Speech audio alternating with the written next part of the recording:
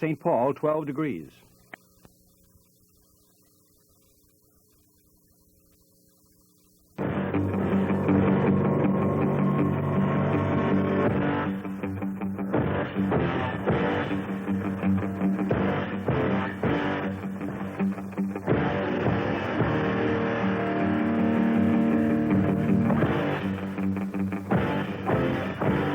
The following is a Channel 9 sports presentation.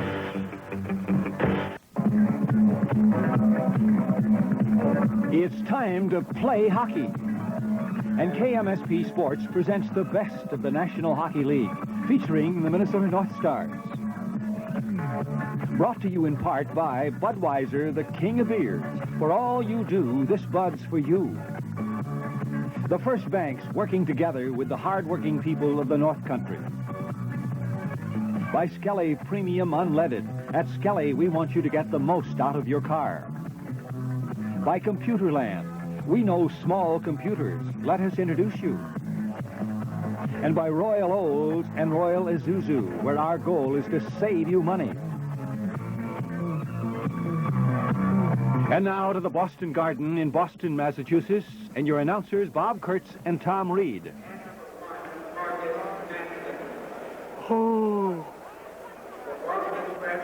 Greetings, everyone, and welcome to the Boston Garden, where tonight the Minnesota North Stars take on the Boston Bruins in National Hockey League action. The second meeting between the two teams this year, the first of which was won by Boston 5-3 at the Met Center on New Year's Eve. I'm Bob Kurtz, along with Tom Reed, and tonight the Stars really have their hands full. They've got one of the hottest teams going in the National Hockey League here in Boston, Tom. Well, Boston's played so well here, Bob. They've only given up 47 goals in this rink this year. They've only lost 3 games, and they are hot right now. They've got the winningest goaltender in Pete Peters, who will be playing here again tonight. He's recorded 2 shutouts in his last 2 games, and they just seem to be on a roll right now. Now, the North Stars, of course, have made a coaching change. Well, Glenn Salmore decided to step down at this point, and Murray Oliver will be coaching his second game in succession here, losing the first game against Edmonton at home 10-4. He's got a real tough job ahead of him. They've got to turn this thing around, but there's lots of time in the season to do that, and I think that's what they're looking for. If they can just get a little bit of progress game by game as the time the playoffs roll around, I think they'll be ready. Of course, the Stars went for years without winning here in Boston, 14 to be exact, but they've now won their last 4 games here. Well, they have, but they play extremely well in those 4 games. And, of course, everyone refers back to the first 14 years when they never won a game here. But they've changed that now. No one really thinks about that as much anymore. But the question right now is they've got a game here tonight. They'd like to make it 5 in a row if they possibly could. On the other hand, the Boston Bruins, who have just played terrific all year long, want to break that string. Now, the Bruins, along with the Chicago Blackhawks, have the most points amassed this year in the National Hockey League, 63. We'll be back with the opening face-off in just a moment. Tonight's broadcast comes your way from the Boston Garden.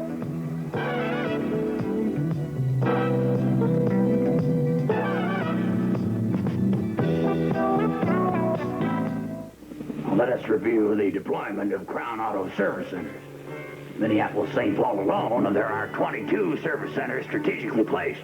White Bear, Burnsville, Eagan, Eden Prairie, Spring Lake Park, Anoka, Columbia Heights, New Hope.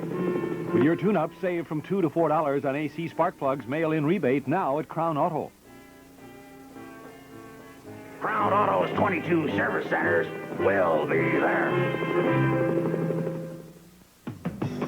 Come on, you guys, hands up. Defense! It's your broker from Dean Witter.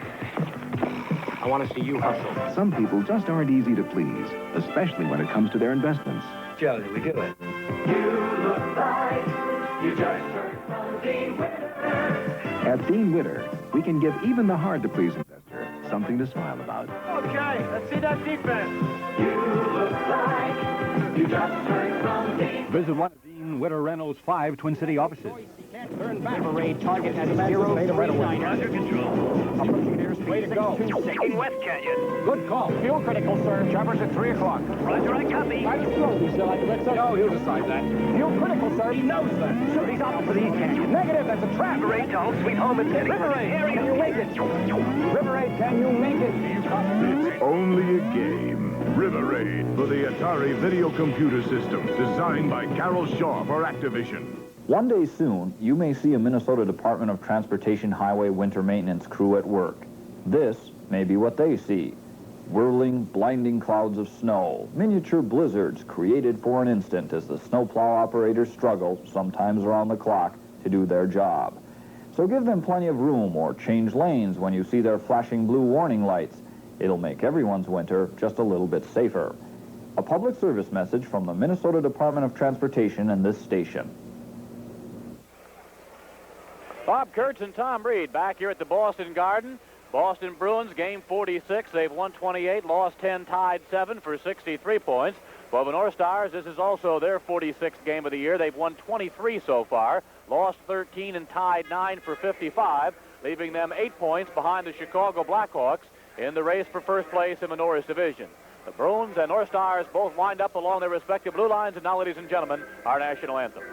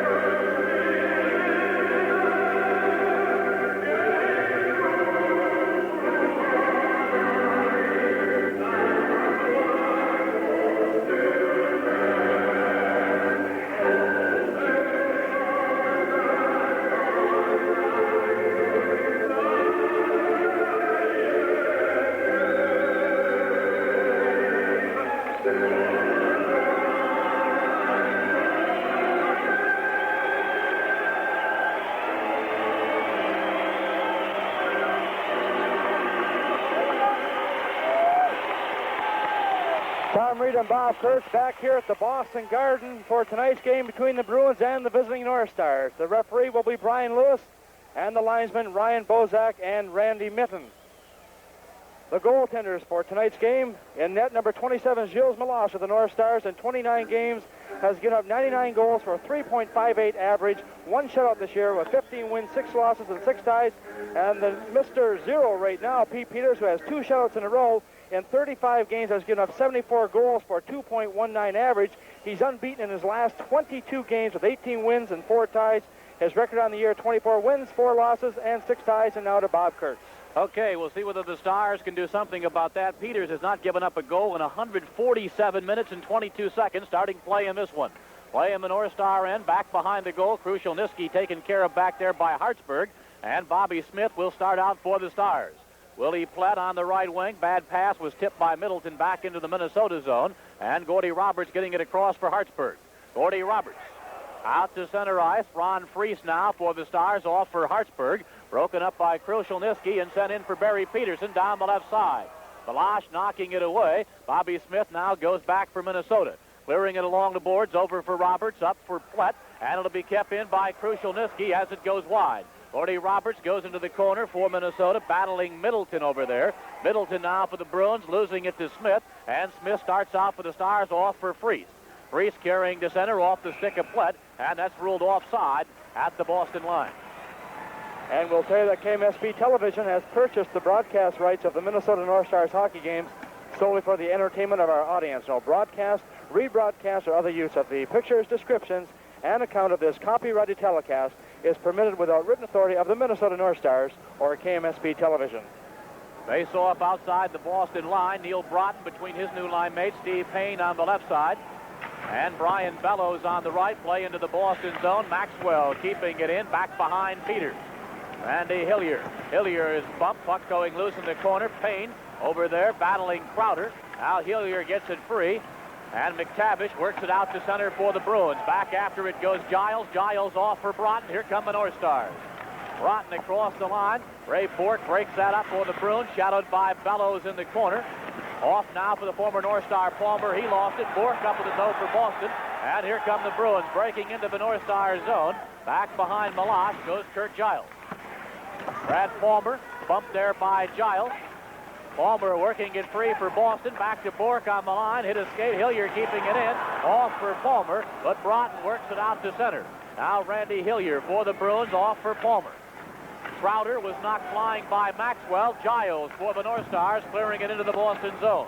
Pete Peters back behind the goal. Payne fell down for Minnesota. As the Bruins break out to center ice, Craig McTavish works it across the line, but Freddie Barrett sends it back to center. Randy Hillier off for Keith Crowder a shot, and that was blocked by Barrett. Dino Cicerelli up with the puck for the North Stars. Kept in by Keith Crowder.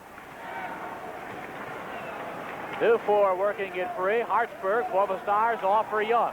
Timmy Young to center. Dino Cicerelli. Luke Dufour sending it back out, is coming onto the ice and falling down for Boston with Bruce Crowder. Marty Howe over for Brad Park. Marty Howe carrying out to center. Into the Minnesota zone it goes, and back after it goes Tom McCarthy. Well, the action so far has just been up and down. Both teams playing very close checking. This is a small rink, and both teams realize the importance of coming out and having a very good start. Palmer knocks to center. Crowder knocks it back across, and now Park. Starting out Dufour, back for Crowder. Crowder was knocked down, penalty coming up against Barrett. Here's a chance for Fergus, and Fergus was stopped by Gilles Melange. Tommy Fergus all by himself, stopped by Melange, so we're going to get a penalty. Tonight's broadcast comes your way from Boston Garden. This Bud's for everybody who puts in a hard day's work.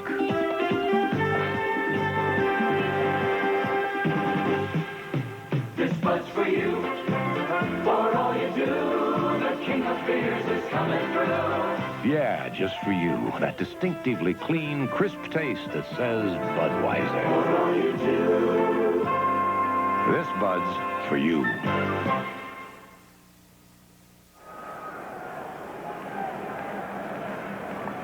Freddie Barrett picked up a tripping penalty at 2:59. He was going to his right, and right here, Crowder cut to his right, going the opposite direction, and Barrett just had to get that leg out there a little bit and cause that tripping penalty. Off the face-off, Bork rips one wide as it's the Boston power play. Bork now is center, controlling for the Bruins. Well, the Bruins have scored 35 goals and 178 chances for 19.7%. They rank 16th in their power play, scoring only 20 goals out of 84 chances here at home. Middleton getting it out in front, failed to connect with O'Connell. Bumped over there by Maxwell. Lewis getting caught up in the play, and Eves breaks it up for the North Stars out to center, and Bork will control for Boston. 1:23 left in the penalty to Freddie Barrett. Pete Peters plays that carom and leaves it for Ray Bork. Well, the Bruins have really rebuilt this club. An aging club a couple of years ago. They have really had an influx of youth. Some outstanding drafts. As it's ruled offside, and the faceoff will go back outside the Minnesota line. 1:10 now remaining in the penalty time to Freddie Barrett. Well, they've got a younger team now at an average age than the North Stars. The Boston Bruins average 25.3 years of age. The North Stars average 25.5. And as you said, they have done an excellent job of rebuilding here. It used to be that the team was so offensive-minded. And although they do have some good scoring forwards and defensemen, their game really this year has been the defensive play. Face-off will be outside the North Star line. 16-11 to go first period, and we're scoreless.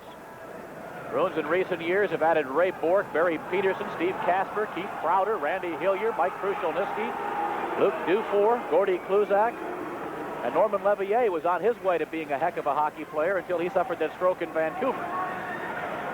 There's been some outstanding drafting going on here in the Boston organization. Cashman, who is not a rookie, has the puck now in the corner, taken away by Young, kept in by Bork. Bork tees her up, lets it go, and that'll deflect into the crowd. 53 seconds left in the penalty time to Barrett. Well, a good play by Timmy Young, coming right back to the point as Ray Bork was pulling the puck off the boards, trying to get in a better scoring position. Young able to get the stick out in front of the puck, deflected high over the glass to force the face-off just inside the North Star blue line. Timmy Young at center for the North Stars. Out there killing it off, along with George Ferguson as the forwards, Craig Hartsburg, and Gordy Roberts manning the defensive positions, and Gilles Melange in goal. We have passed the 4-minute mark now of the scoreless first period.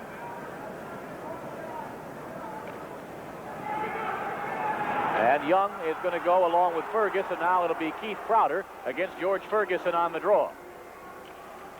Off the face-off, kept in by the Bruins. This is Brad Park. Park is shadowed by Ferguson. Park in the corner now, tried to work it free, does for Crowder. Crowder is draped on by Roberts. Miss Cashman with a pass. Hartsburg for the North Stars gets it past the outstretched glove of Bork and down the ice. 35 seconds left in the penalty time to Barrett. Brad Park setting up shop behind Peters. Watched by Ferguson. Bruins break out at center. Moving across the line now is Bork, off for Cashman. Shadowed there by Young. 22 seconds now to go in the penalty time to Barrett. And the face-off will come to the right of Meloche as Hartsburg doing some shoving there. Keith Crowder came in there trying to even things up when Hartsburg and both Timmy Young were in the corner with Cashman. He came in and just kind of threw his weight into there, and Hartsburg was responding with a little bit of his own physical attributes. Look at number 18, Keith Crowder. And the captain of the North Stars, Craig Hartsburg, who signed that big new contract over the summer. Stars home Wednesday night against Detroit. Rick Middleton. Face off now to the right of Meloche. Off the draw, kept in by Bork. 14 seconds remain in the power play. Barry Peterson playing it back now to Ray Bork. Off for Peterson. Peterson dropping it off for Middleton. He scores! Rick Middleton on a power play goal. Middleton's 20th goal of the year. Well, Middleton, who's certainly been a goal scorer for many years now, watch the play that he makes. He comes in the bottom of your screen there. He'll move into the corner. Now he'll take a perfect pass right here. He starts to move in. Now watch Meloche. Meloche just starts to move out a little bit with the left pad, and the puck appears to go between the legs of goaltender Gilles Meloche to give the Bruins a 1-0 lead here early in the first period. So the power play goal by Middleton at 4:55. And the Bruins are off and running by a score of 1-0. Pete Peters now working it ahead for Crowder. As the Stars have the puck in the Boston zone, Blunt failed to keep it in. McTavish knocking it down into the Minnesota zone. And Brad Maxwell swings back for the green and gold. Back behind Meloche. Off for Bobby Smith.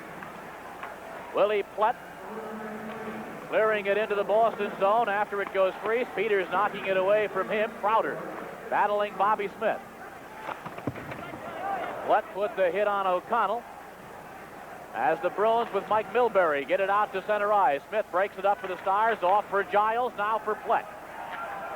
Into the Boston zone, stopped by Peters behind the goal. Brad Palmer now for the Bruins, works his way out to center.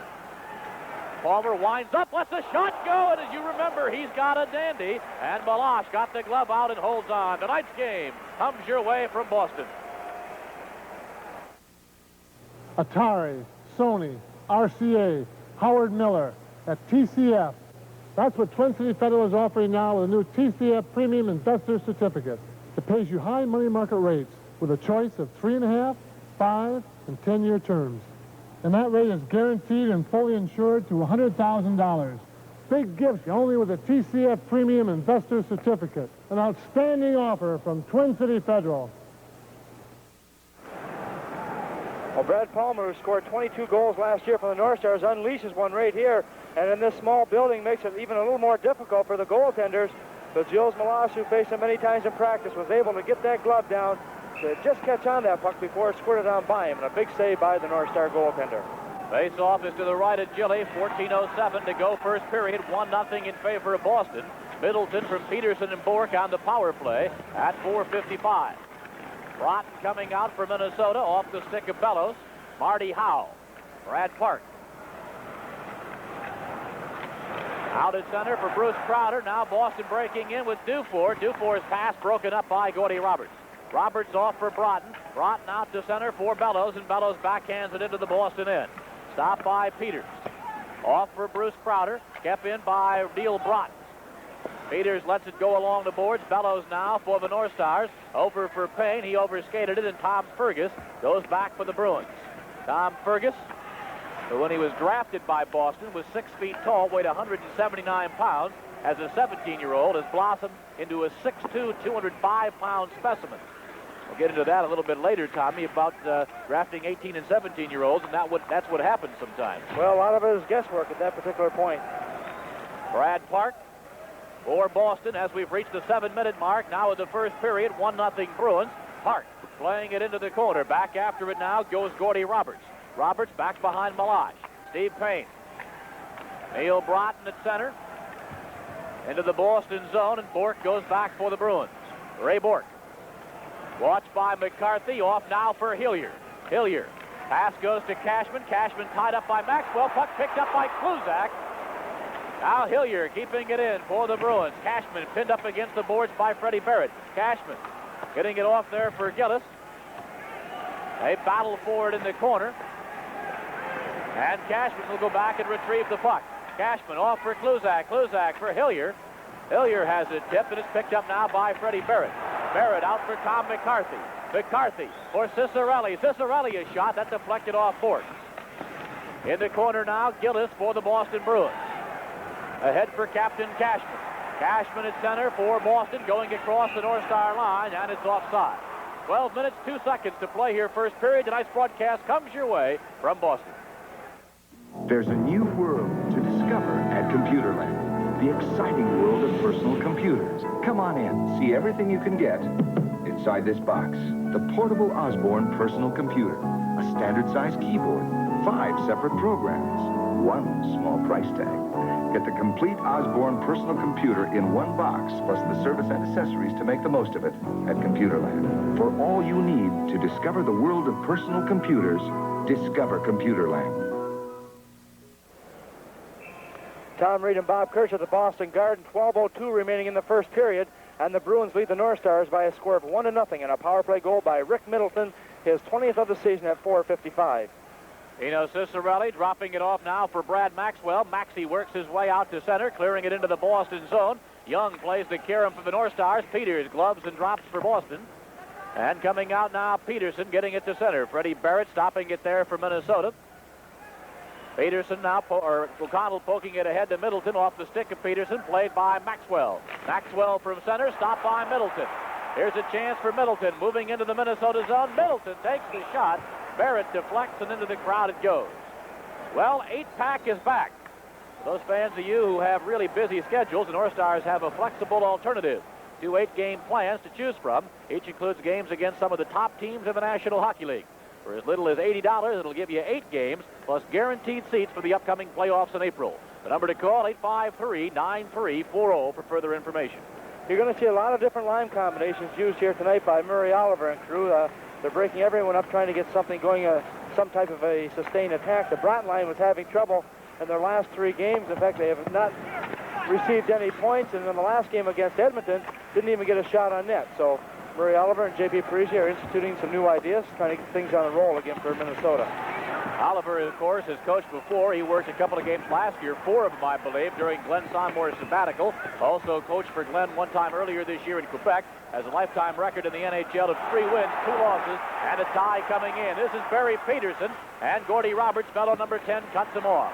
Meloche makes the save with Krushelnyski right on the doorstep.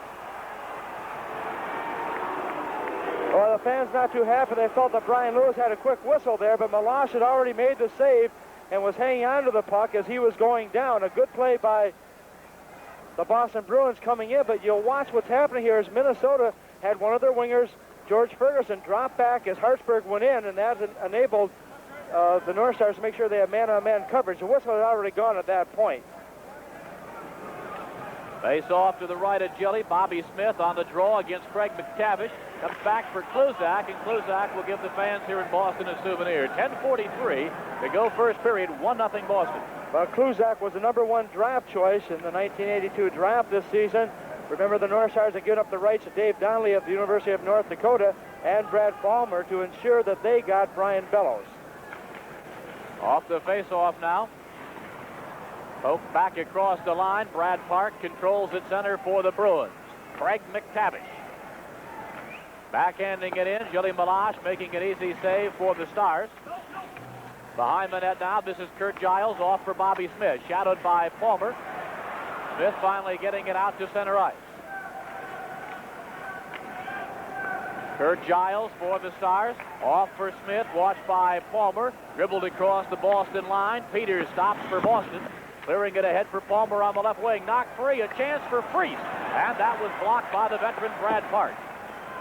Willie Plett, bumped by Clark, knocked down. Up with the puck now is Keith Crowder, and out to center it comes, and back into the North Star end. Giles goes back for the Stars, and icing is the call against the Boston Bruins. With 9:52 to go here in the first period, tonight's broadcast comes your way from Boston.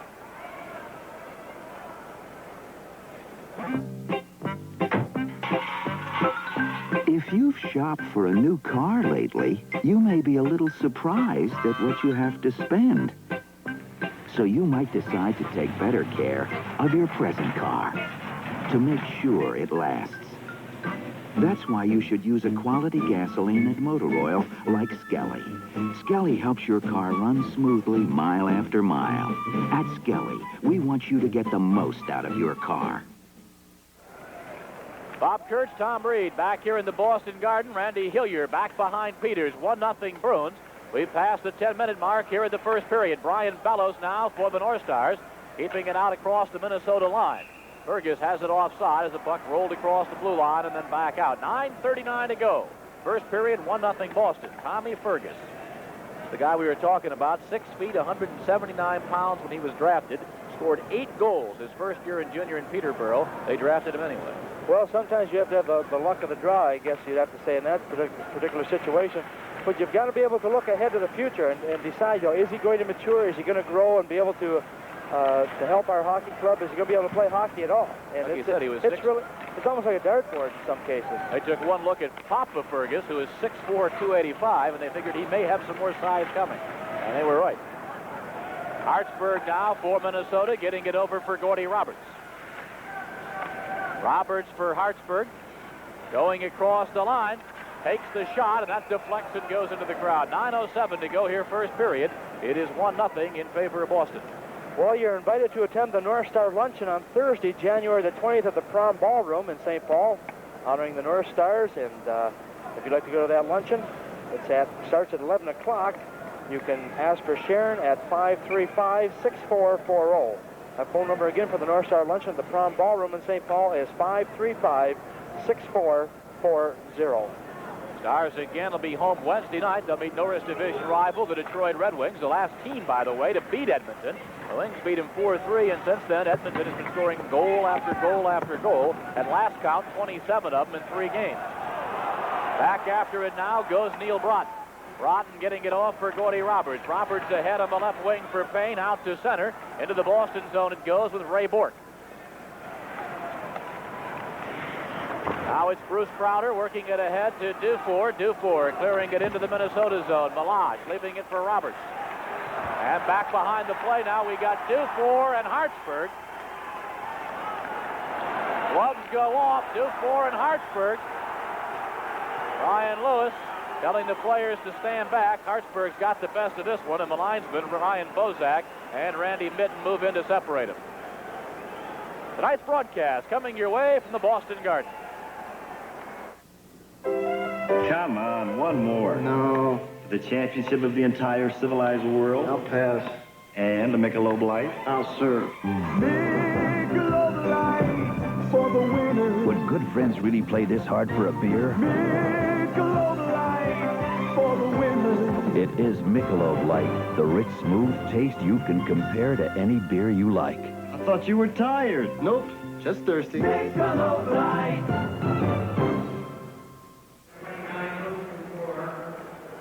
There's Luke Dufour. Well, 5 minutes each for fighting against Dufour and Hartsburg. Dufour is a 19-year-old out of Chicoutimi, Quebec. Played his last 2 years in Chicoutimi, and last year had 55 goals and 60 assists for 115 points. He was Boston's number 2 draft choice in 1981. There's a look at the North Star captain, number 4, Craig Hartsburg. Maxwell now working it ahead for Freddie Barrett. Out to center it goes into the Boston zone. Stopped by Peters and left for Mike Milbury. Milbury for Barry Peterson. Peterson out to center. Off now for Middleton. Middleton cutting down the right wing. Watched by Barrett. Back behind the goal. Out in front, and Krushelnyski fanned on it. O'Connell keeping it in. Peterson fanned on it. Krushelnyski knocks it to the corner. And up with the puck over there is Dino Cicerelli. Knocked loose again. Middleton with a shot. Veloz to save. Still loose. McCarthy coming up with it. Knocked away by Middleton. The Bruins threatening back for O'Connell. That's knocked down out in front. And Maxwell now for the North Stars, out for Young. Young for Minnesota, moving into the Boston zone. It dribbles through, saved by Peters. Having some difficulty there, finally moving it up on the left wing for Krasniewski. Well, you see the play by Peters there. He's just like a fifth defenseman out there. He handles the puck so well. He just took that puck, took control of it, moved it ahead to his defenseman, and out Boston comes once again. Whistle down on the hand pass by referee Brian Lewis. 7 minutes, 29 seconds to go first period. 1-0 in favor of the Boston Bruins. The only other game in the National Hockey League finds St. Louis at Toronto tonight. A lot to talk about during our first intermission. We'll get into the coaching change with the North Stars, who might be the next head coach. Will the St. Louis Blues move to Saskatoon? All of that during the first intermission. And the Nate Greenberg will be joining us during the second intermission tonight. He is the publicity man for the Boston Bruins with quite a story to tell. The franchise has really changed. They have changed from the old guns to the new guns, really without missing a beat. Here's a break for the Stars now. Eaves across for Ferguson. And a big save by Peters. Well, an excellent play by Mike Eaves on a 2-on-1 situation. Ferguson saw an opening. He just broke on the far side. Mike Eaves was looking across at him, made a nice pass across, but he's in just a little bit too tight, and he couldn't get it up high enough. And also, Peters, you have to give him credit for that as well. Followed the puck all the way across, didn't go right down flat, and still had plenty of room to maneuver his glove to hang onto that puck. Okay, we've reached the 13-minute mark here in the first period. Still 1-0 in favor of Boston, as Peters continues that string of zeros. 2 straight shutouts he's working on. 147 minutes and 22 seconds of shutout hockey coming into this game, and he's blanked the North Stars so far for the first 13-15 of this one. Now it's Mike Eaves for Minnesota. Out for Gordy Roberts. Roberts clearing it into the Boston zone. Pete Peters. Out for Brad Palmer. Drop pass there for McTavish. McTavish goes in. Back for Palmer. Palmer takes the shot. Balash makes the save. Crowder for the Bruins has the rebound. George Ferguson now for Minnesota sends it all the way down the ice. That'll just bring it right back in the North Star end. Is icing called against Minnesota. 6:12 to play here in the first period. It is 1-0 in favor of the Boston Bruins. Middleton from Peterson and Pork at 4:55 on the power play. And there's a look at number 22, Brad Park, the senior member of the Boston Bruins at 34 years of age in his 15th NHL season. He spent 8 of those with the Bruins. Extremely heady hockey player. He may have lost a step, but he makes up for it his intelligence on the ice. Hey, I watched you the other night in Detroit. You haven't lost a step. I never had any step. You lost about 2 or 3. No, I'm just kidding. Should have seen Tommy playing for the National Hockey League Old-Timers against the Detroit Red Wing Old-Timers. Reed was a -1. They weren't old-timers. They were masters on ice. Oh, I'm sorry. That's right. Gordie Howe, Alex Delvecchio putting on the Red Wing sweater again, and Tom was joined by notables like Eddie Shack, Wayne Thomas, Phil Esposito, Bobby Hull, Sam Makita. Hull hadn't lost anything. He sent 2 blistering wrist shots into the net. 2 more games in that series, one in Boston on February the 4th, the other one later this year at the Meadowlands in New Jersey. They had a great statement in that game. Gordie Howe was playing, and they were asked, Gordie fell on the boards head first and was injured slightly, and they asked Bobby about Gordie. He said, look, Gordie's so tough that when he dies, he'll probably only miss 2 games. It's about true, too. Howe was probably the best player on the ice. You look at Brad Maxwell for the North Stars. 5 minutes, 35 seconds remain first period. 1-0 Boston.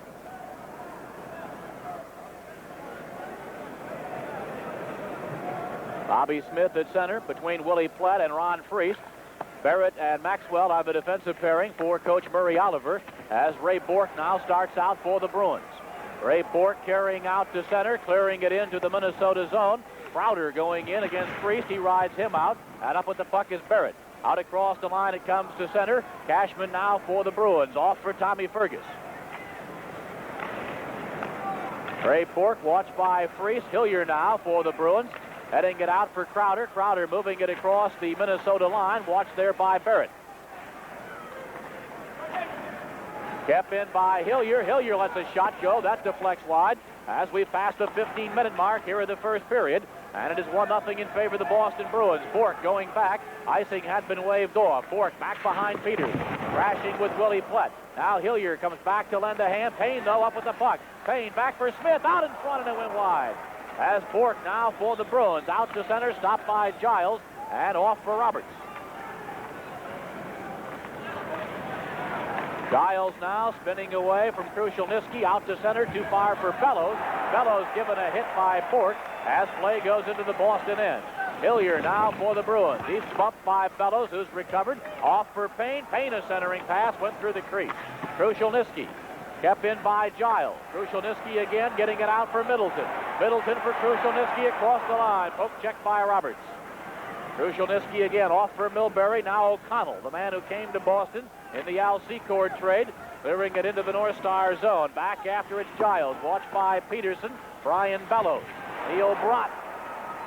Stopped by Middleton. Broughton has it again for the North Stars.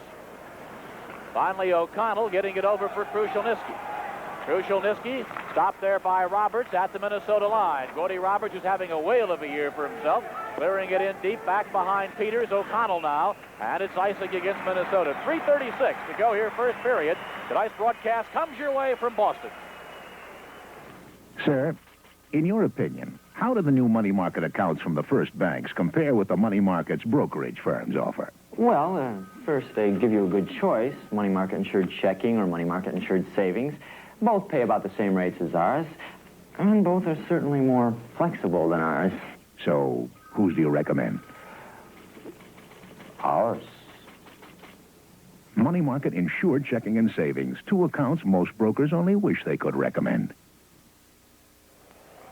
Tom Reed and Bob Kurtz back here at the Boston Garden with the Bruins leading the North Stars by a score of 1-0. We've got 3:36 in the face-off in the first period remaining in the face-off to the left of goaltender Gilles Meloche. McTavish against Young on the draw. Young between McCarthy and Dino Cicerelli. Maxwell and Barrett the defensive pairing. McTavish is between Crowder and Palmer with O'Connell and Milbury on defense for Boston. Off the draw now, controlled by the Stars. Young coming out to center with Dino. Into the Boston zone it goes. Back after it, Milbury. Peterson, though, sweeping it along to Crowder. Kept in by Tom McCarthy. Now O'Connell. Stopped by McCarthy. Off for Cicerelli.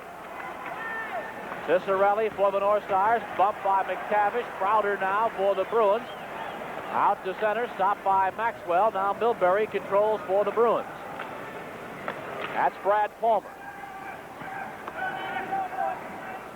Brad Maxwell kicking it along the boards. Bumped over there by McTavish. McCarthy trying to work it across the line. Does to center. Into the Boston zone it goes. Peters leaving for Milbury. We've passed the 17-minute mark here in the first period, and it is 1-0 in favor of Boston. Craig McTavish. After it is Crowder along with Roberts. Roberts sweeping it along. Palmer, though, is right there for the Bruins. Roberts over to cut him off. Face off to the right of Meloche with 2:36 to go in the period. Well, you watch the Bruins, and the one thing they do, they're not a very big team physically, but they've got some good skaters, but they finish off their checks. They get in front of the North Stars. They don't allow them to get back into the play once one of the North Stars has made a play, and that's so critical with a team that's playing well. It's a crucial thing that they must be able to just get in front of them to delay them a little bit, to not allow them to move the puck and then skate into the opening. Greg Hartsburg for Minnesota, sending it along too far for McAdam into the Boston zone. Park going back for the Bruins. You sort of play bumper pool here, don't you? Yes, you do. It's a very, very small building, and there's very little room, especially in that center ice area. Mike Eaves. Ray Bork now for Boston. Too far for Dufour. Dufour bumping with Hartsburg. They had the fight earlier. Back behind the goal, Dufour, this time bumped by Eaves. Gordy Roberts now for the North Stars. Roberts. Off for McAdam. Stopped over there by Park. Now Fergus goes to the corner along with Eaves. Very tight checking here in the first period. Fergus back behind the goal. Dufour held up there by Roberts. Overlooked by Lewis, but not 14,000 fans here in Boston. As Fergus with a second big chance of the game. And again, Meloche stops him. Well, Fergus was moving right in there all alone. Had a stick on the ice, and the puck came right to him. But he was in a little bit too close. He just tried to deflect that puck or direct it. Watch him coming into the right part of your screen here, but he's in just a little bit too close. It really doesn't have a play on the goal to be able to move the puck off to the side a little bit, and it's just hoping he can put it just between the legs or to the side of goaltender Gilles Meloche. Peterson at center for Boston. Middleton on the right side. Krushelnyski on the left. It's Smith, Priest, and Plett up front for Minnesota. Off the draw. O'Connell keeping it in, and it goes wide. Now it's Brad Maxwell for the North Stars. Stopped by Middleton. Middleton against Giles. Middleton lost the puck. O'Connell now for the Bruins. That deflects off Smith to center, back in. And as Peterson touches the puck, it's offside. 1:27 remains here, period number 1. 1-0 Boston. Well, look at number 10, Barry Peterson, 5'11", 171 pounds, out of Big River, Saskatchewan. He has 10 power play goals and 4 game-winning goals, and he is 12th in the NHL scoring. Peterson was experiencing the sophomore slump after scoring 44 goals last year and finishing runner-up Dale Horachuk as the Rookie of the Year. He was watching football on television, and something John Madden said turned his season around. He said a lot of times you start thinking too much out there rather than reacting. And Peterson was saying during your rookie year, you just react, you don't know any better, but in your second year or so, you start to react. And he heard Madden talking about Lawrence Taylor of the New York Giants, applied that to himself, and went on a scoring spree. Well, Pete Peters, who has become a favorite here in Boston, he leads the league in goals against average of 2.19 with victories of 24, save percentage of .908. He's unbeaten in 22 games with 18 wins, 4 ties, and in 18 of his 34 games, he has not allowed a goal in the first 30 minutes of the game. Over to the last minute of the period here, 1-0 in favor of Boston. And we got an interference call coming against Boston right now. Bellows was interfered with, and that penalty will come at 19:06 of the first period. And it's going against number 20, Mike O'Connell. So we'll get a look at the North Star power play, which is struck for 56 goals and 191 attempts. But the North Star power play has also given up 14 goals, the most by far in the National Hockey League this year. They gave up 2 Saturday night to Edmonton. 54 seconds to play in the period. Peters has not allowed a goal in his last 7 periods. Not since the second period of a couple of games ago against Quebec, I believe it was. They were the last team to score on him. Hartsburg for Minnesota, 40 seconds to play in the period as the play goes into the Boston zone. Pete Peters for the Bruins. Now Rick Middleton. Middleton coming out to center. Pass going to Krushelnyski. Back is Hartsburg. And Broughton now controls for Minnesota.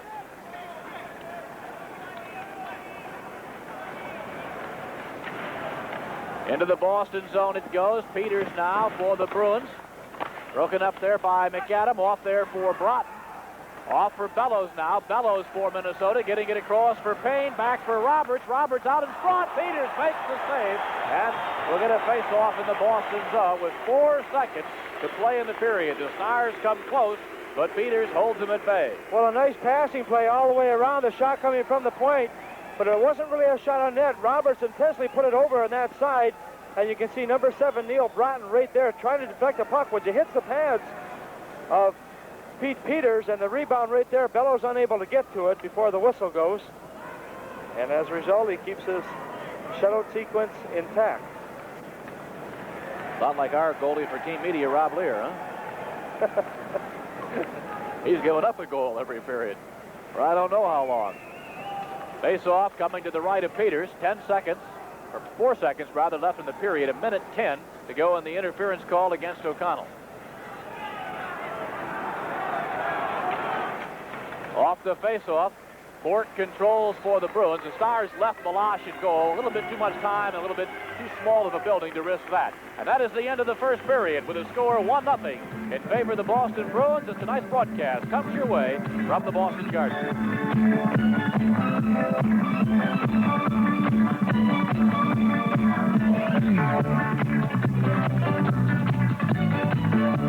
Hey, up here. Sometimes things can really stack up on you. That's why at Venus Waterbeds we must get our inventory down.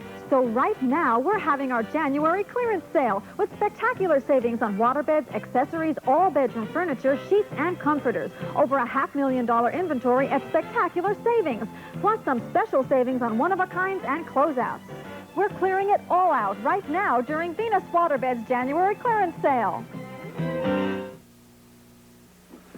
Gentlemen, we have big, small, in-between packages. We need a company that will deliver them all tomorrow morning. All? On time. On time. For sure. No way. Emery! Emery AM. Only Emery AM service schedules delivery of virtually any size shipment to most of America the next morning. For sure. For sure. Use Emery AM service. Any size on time. For sure. People who worry about American production should be proud of the gains made in agriculture. Fran and Howard Mueller grow corn in Waverly, Iowa. For instance, when Howard's father was a farmer, he was proud that he raised enough food each year to feed 19 people. Today, Howard and I are just as proud to know we grow enough to feed 78 people. That's efficiency. And it's possible because of advances in technology. Farming today is a pretty complex business. It's more than just producing crops every year. We also have to make sound financial decisions, like whether to store our corn or sell it. American farmers are the most productive in history, and that's important because people depend on us. This message brought to you by Bicep, a herbicide used by the American farmer to improve his efficiency.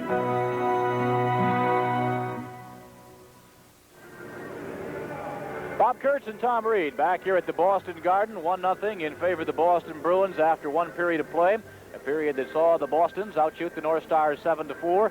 I think we mentioned over the course of the play-by-play during the first 20 minutes, it was a pretty close, tight-checking game of hockey. Boston had the only goal. Middleton got it for the Bruins. It was a power play goal that came at 4:55 of the period. Peterson and Bork drawing the assist with Freddie Barrett in the penalty box for Minnesota. And so 1-0 Boston after one period of play. Well, that first period, you talk about the Boston Bruins and the fact that they have only given up 47 goals in this building this year. And that's a key to them right now. Before, they were very offensive-minded, but now what they're saying, hey, we're proud of the fact that we are the stingiest club in the National Hockey League in goals against, and we want to win that Vezina Trophy, and we can do that just especially here in our own building by giving up a few amount of goals, and that's exactly what they're trying to maintain. That's the type of game they want to play under Coach Jerry Cheevers. The North Stars, on the other hand, because of the coaching change, they've got to change a few things now. They've got different line combinations. They've got some ideas that the coaches want to implement here on positioning, on strategy, and so on. So it's going to take some time. They're not going to be real offensive-minded right now, I don't believe. They want to look more towards the Boston style of giving up, having goals against them. So they want to make sure they concentrate on the defensive aspects of the game. And as they move along here, as they progress game by game, and as they improve game by game, things will come back into play once again for them. What about the coaching change for the North Stars? Glenn Sommore, the most successful man the Stars have ever had behind the bench. I think he had about the longest tenure behind the bench. Won more games than anybody else. Put the North Stars in the Stanley Cup Finals. Had him in the semifinals a couple of times. But he's gone now. Well, he is. And, you know, that comes with the territory. When you become a coach, you know at some point that your services are no longer going to be required. And when that day comes, who knows? But Glenn just felt that it was time for him to step down. He just couldn't seem to get the enthusiasm to motivate the guys anymore. And the thing is that he had a team that is very, very well gifted. A lot of enthusiasm, and you can win a lot of games on enthusiasm alone. You can win some of the different playoff series. And I think that Glenn did an excellent job at the beginning when he was with them, but he was having some problems lately, and you could sense that. And it was just time for him to step down, to get some fresh blood in there, and with Murray in there coaching and JP behind the bench, that I think that it will, as I mentioned, take some time, but it's probably in the best interest of not only Glenn personally, but also on the North Star squad. Let me ask you something that I've heard kicking around the Twin Cities lately, and that is, you know, you read it like in Doug Groh's column in the Minneapolis Tribune, where he was writing that column about Glenn Sommore, where he says no matter what the Stars seem to do, it wasn't enough. There's also some underlying thing. Maybe the Stars aren't as good as a lot of people in Minnesota think they are. Well, that could be, Bob, and I think the jury's still out on that question. I realize that there is a lot of pressure when you're in that coaching position. Because you have a lot of talent, you have a lot of #1 draft choices. You look at Brian Bellows, you look at Steve Payne and the likes, and they spend a lot of money on these players to have them there. They expect them to perform. They expect Minnesota to win. Louis, since he has taken over the position as general manager, has taken a team that was in last place to a team that is very well a contender for the Stanley Cup. But there's an added ingredient in there. You have to have some direction. You have to have discipline in there. You have to have the ability to make these players work together as a unit. If you don't have that, you can have all the best players in the world. But if they don't work together well collectively, you're not going to win a lot of games. Okay, how about the term interim coach? You got J.P. Parisi, Murray Oliver back behind the bench, but they apparently are not going to be the people to direct the fortunes of the North Stars for long. Well, both JP and Murray knew that when they took over their positions as assistant coach. Louis told him that before he hired him. He's reiterated that statement once that Glenn stepped down. And they know that. But they know that for the time being that they're there. And they may be there till the end of the year, depending on situations and who's available and who is not. So in that time, they've got to give it their best shot. Now it's up to them to implement their own ideas behind the bench. Remember, the head coach always has the last say. How free are they to implement their own ideas, knowing that someone might be coming in on their toes? They're very free. Who else is going to tell them how to do it right now? Louis is still a general manager and will work with him, but I think he's given them free rein to study this team, to do what they want to do with this team. You know, except there has to be some limitations when you're talking trades or whatever. Perhaps who's going to be playing at different times. But I think they have a free rein right now. The North Stars have got 35 games, including tonight's game, to get things back and to play the type of game that they're capable of playing that took them to the Stanley Cup Finals 2 years ago. But I think they feel pretty comfortable. I was asking JP if he felt any additional pressure. And he said, no, not really. He says, I don't feel the additional pressure. He says, now the monkey is on our back a little bit because we've had some ideas we've wanted to put in. Now we have the opportunity to do that, and we'll have to wait and see what happens. Is it good for a team, though, to have an interim coach for the rest of the season? I don't think it hurts them, by all means. They are familiar with Murray and JP. They're familiar with the style and the type of things they want. I think these players are looking to get some discipline from the coach. You'll watch them out here tonight, and I'm seeing some things that are different already. The way they're coming back, the way they're positioning in the Boston end. They're not all going in. They're making sure someone is coming back. So if a defenseman pinches in, they're able to come back to help out that defenseman. You know, this is still a team game, and you've got to work together. When things start to go bad, you'll find the players become very selfish. On the point brigade, on the point department, and the fact that they say, well, goal was scored, I had my man. That happens when you start to lose. And until you get to the situation, and Boston's doing it very well here, if a defenseman makes a mistake, there's a winger there to pick up his position. And that's what you have to have. When you start to play as a team, things will start to fall into place for you, and you can hopefully get on some type of a winning, or at least get some points in a long stretch. Okay, who will be the next coach of the North Stars? Will it be Dave King? Will it be Herb Brooks? Will it be whoever? We'll be back and talk about that in just a moment. Tonight's broadcast comes your way from the Boston Garden.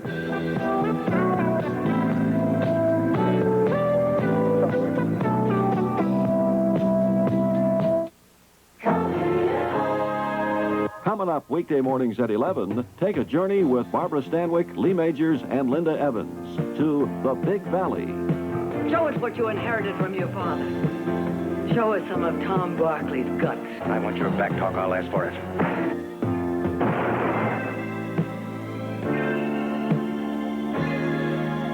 The Big Valley, weekdays at 11 on Receptive Channel 9. It's your great getaway from winter, the Sportsman Show, Wednesday, January 19th through Sunday the 23rd at the St. Paul Civic Center. Don't miss it. They buy the home computer from Texas Instruments and get a $100 rebate. That's a powerful computer, the one with all the memory, right? And the tons of software. $100 rebate? Right. Details at the store and get $100, right? Okay, I'll tell them. $100. Get a $100 rebate on the home computer from Texas Instruments. This is $100 for the people, right? Now, you're not fooling.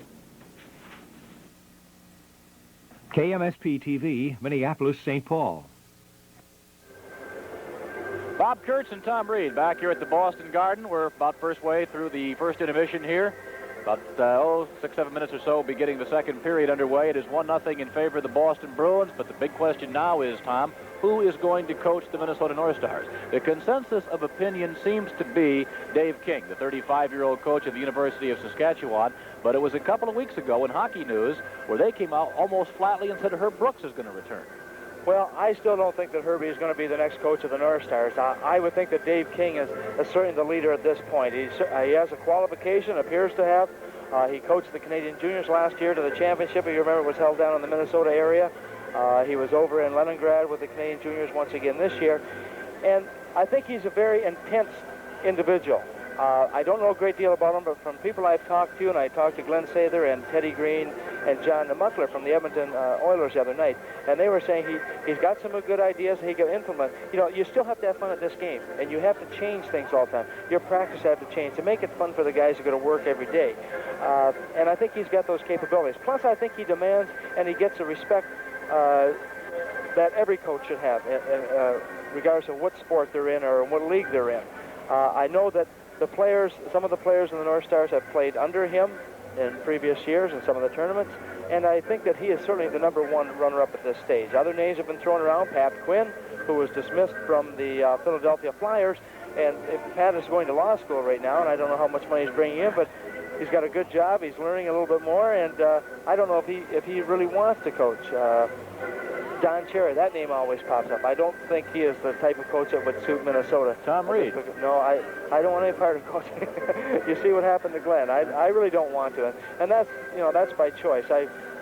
Working with kids is fine, but I don't think I'd want the rigmarole of working in the pressure situations every day at a professional level.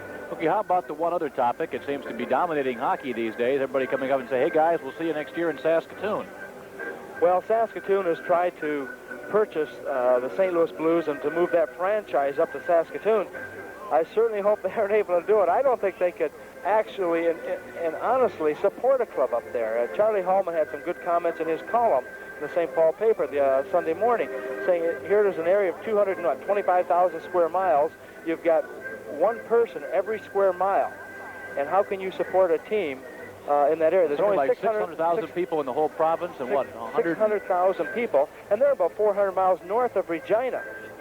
And Charlie said the only way they get a franchise to be able to support it is they had an immigration influx of about 1 million people come in, or if something is going on that we don't know about. But what's interesting, though, is we talked to Dan Kelly, the longtime broadcaster of the St. Louis Blues, before the game, and he said, hey, look, if something doesn't happen in about a week or so, the Blues are going to be sold. Whether or not they're going to wind up in Saskatoon, who knows? But it looks like they may well be leaving St. Louis, and don't rule out Seattle-Tacoma. Well, they've had some real problems there in St. Louis. Financially, Ralston Purina just doesn't want to continue to support that team. They want out of there, and they've been trying to sell that team for the last 2 years, and there's no buyers apparently in the St. Louis area, so they have to look elsewhere. Supposedly the last hope was Anheuser-Busch, the big brewery, but they have decided apparently, we say, not to purchase the club, and so they may well be on the block. They are on the block. They may well be moving. Well, maybe Seattle will be a good place, or Hamilton, Ontario, or whatever. Well, that we'll have to see. Charlie Hallman would say maybe they could bring it back to St. Paul, call them the Saints, hire Glenn, and we'd have quite a rivalry going in the Twin Cities, but don't hold your breath on that. 1-0 Boston as we get set to start the second period. Tonight's broadcast coming your way from the Boston Garden.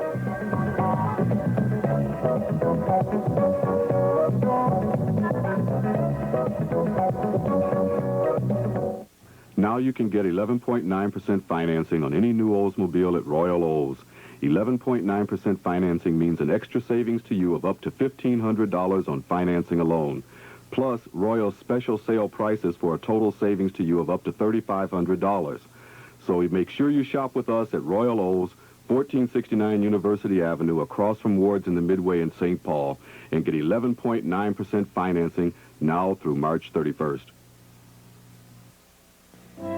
Last one packed by some Michelob Light, okay? You heard her. Come on. Michelob Light for the winner. Would anybody really race like this for a beer? Well, it is Michelob Light. The rich, smooth taste you can compare to any beer you like. Michelob Light for the winner. Your horse never ran like that before. He knows my favorite beer when he hears it. Michelob Light. Now, Angels, I've made arrangements for you to go undercover as 3 of her working girls. Charlie. Next, on Charlie's Angels. It's lovely. When 2 beautiful women are brutally murdered, the Angels risk their lives to capture a madman. The fact that the victims were all blonde prostitutes indicates that we're possibly dealing with a Jack the Ripper personality. Monday night, 10:30. If you live in a Twin City metro area, you now have access to the greatest tool for self-preservation of this century. Use any phone and dial 911 for emergency help. Automated equipment instantly routes 911 calls to a public safety answering point, which will respond at once. Use the 911 system when there is a need to save a life, to report a fire, to report or prevent a crime in progress.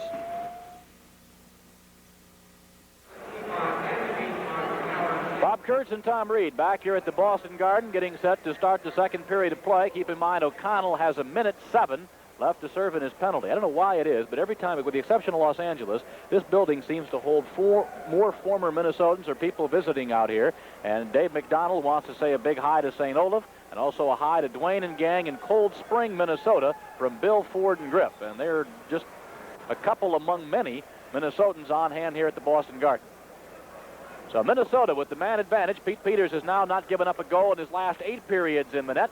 And the North Stars have 1:07 to go on the power play as we begin period number 2. Brad Park for the Bruins, clearing it into the Minnesota zone. Hartsburg going back for the Stars. Less than a minute now to go in the man advantage. 57 seconds left in the penalty call against O'Connell as the Stars with Hartsburg and a pass to Roberts break out to center. Into the Boston zone it goes, back behind Peters, sweeps it away from Plett. Roberts tried to keep it in. Middleton up with the puck, out for Krushelnyski, and back is Hartsburg. Krushelnyski a shot, and a save by Malott. Stars have 56 power play goals, most in the National Hockey League. They've also given up 14 shorthanded goals. That's also the most in the National Hockey League. Pete Peters goes out for a skate, hands it right to Plett, he scores! Well, a bad play by the goaltender, Pete Peters. He just seemed to lose it right there, but Willie Plett, who was in the right position, able to pick up the puck off the boards to take it out in front to tie the game up at 1 apiece. Another power play goal, this one being scored by Minnesota. Watch right here. Peters had it, he lost it, and he went down as Bobby Smith got in front of him. And Willie Plett comes in to pick up that loose puck. And for number 24, Willie Plett, that is goal number 14. And Peters' streak is snapped at 168 minutes and 5 seconds. First goal he's given up at 168 minutes and 5 seconds. Plett unassisted on the power play at 43 seconds. So the Stars have tied it at 1. Play in the Minnesota zone. Ferguson over there battling Milbury. Now Maxwell playing it off for Giles. Broken up by Palmer. Off there for McTavish. His centering pass was broken up. McTavish again for Boston. Now McTavish playing it back behind the goal. Crowder for the Bruins, watched by Giles, off for Palmer. Now Palmer, tee-off time, lets her go. Malash makes the save, and the face-off comes in the Minnesota zone. 18:39 remains, second period, 1-1. Keith Crowder was trying to move in there to get a loose puck, and Kurt Giles, defensive for the North Stars, making a good play. Watch Giles at the left of your screen. He doesn't concentrate on the puck, but he comes right in on top of the man, and he stays with him all the way. He knows the puck is down there, but a defenseman's job is to take the fellas out of the area so the goaltender can flop on that puck, or else you can clear it out of the way, and that's exactly what Kurt Giles was doing. So Plett unassisted on the power play at 43 seconds, and for Willie Plett, that is his 14th goal of the year. So the Stars in Boston have traded power play goals. We're even at 1 with 18:39 to go here, second period. Off the face-off, Freddie Barrett now for the North Stars. Off for Hartsburg. Hartsburg clearing it along the boards for McCarthy. Kept in over there by Hillier. Again, Hartsburg sending it up for Young. Young kicks it out to center. Now McCarthy leads the charge into the Boston zone. Dropped for Dino, and Dino got sandwiched between Crowder and Hillier. Ray Bork. Nice pass out for Crowder at center. Crowder stopped at the line by Barrett. And now McCarthy off for Young. Young against Bork into the Boston zone. Nice stick work there by Bork to break it up. Young again for the North Stars into the Boston zone. Wide of Peters. After it goes Bork, shadowed by Cicerelli. There's a play right there I'm talking about. Freddie Barrett moves in. Timmy Young is right on the blue line. So that as Freddie pinches in, if he gets caught in there, the puck escapes him. Then Young was able to come back to pick up that loose puck. Dufour battles Hartsburg back behind the goal. They fought earlier. They're tangling up there now. Back behind the goal, Crowder. Centering pass broken up by Barrett. Now it's Fergus playing it back behind the net. Freddie Barrett for the North Stars. Too far for Payne. Park handing it off for Fergus. Tommy Fergus for the Boston Bruins slams it in over the top of the net, off the glass, and Malash plays the carom. Brian Bellows scoots across the Boston line after the pass from Broughton. Peters knocks it away. That's Rick Middleton now on the right wing for the Bruins. Tipped by Broughton, 2-on-1. Peterson, but he's beaten to the puck by Maxwell, off for Broughton. Off now for Krushelnyski. Broken up by Giles. Back to lend a hand Broughton, as the Stars are a little sloppy there in their own zone. Well, Giles was trying to pass the puck across to his teammate in the far side. Sloppy again as Peterson fires wide. Now it's Payne for the North Stars into the Boston zone against Park. Broken up there by Marty Howe. Howe for Middleton, too far. Stopped by Giles, picked up by Barry Peterson. Peterson into the North Star zone. Back for Middleton. It was behind him. And Payne battles Krushelnyski. Neil Broughton. Steve Payne.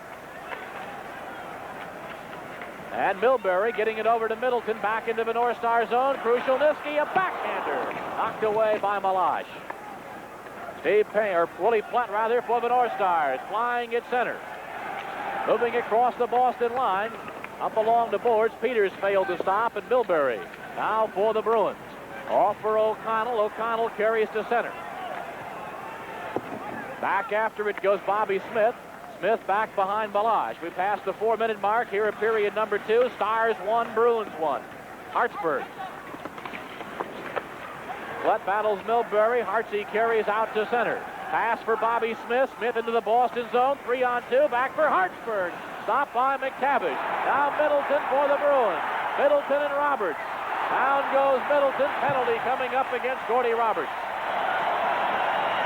Tonight's broadcast comes your way from Boston. Sir, in your opinion, how do the new money market accounts from the First Banks compare with the money market's brokerage firms offer? Well, first they give you a good choice, money market insured checking or money market insured savings. Both pay about the same rates as ours, and both are certainly more flexible than ours. So, whose do you recommend? Ours. Money market insured checking and savings. 2 accounts most brokers only wish they could recommend. Gordy Roberts picks up the 3rd penalty for the North Stars. A holding call as Rick Middleton was breaking in. Roberts reached around him, but it appeared that Middleton was already going down, and Roberts got down to him. Wasn't happy with the call, but the referee, Brian Lewis, says, Gordy, you're holding, you're going to the box. So the Stars short-handed a man. Boston 1 for 1 on the power play tonight. That's how they got their lone goal. Middleton scoring it back in the first period while the Stars were shy of Barrett. That goes into the crowd. 1:55 now left in the penalty time to Roberts. 15-14 to play here, second period. Stars and Boston tied at 1. Well, that shot coming from that fellow right there, Mike O'Connell. He scored 7 goals this year. 5 of those goals have been game-winning goals. O'Connell, of course, the guy that came here for Secord. The Bruins say they'd like to have Secord back, but not at the expense of losing O'Connell. They're very happy with that trade. Thank you. I think both teams are.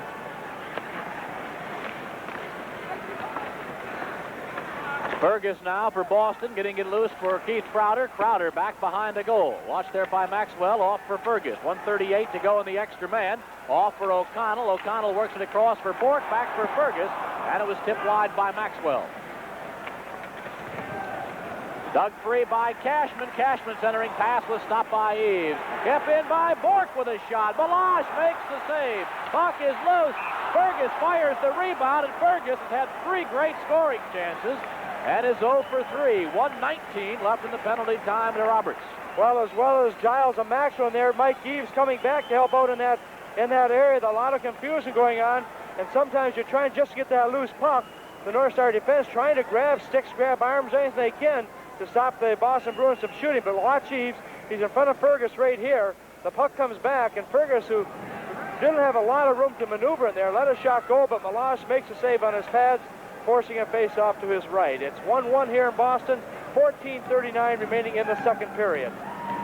Tim Young, Hartsburg, Freddie Barrett, and George Ferguson on the ice for the North Stars in front of Malash. Bork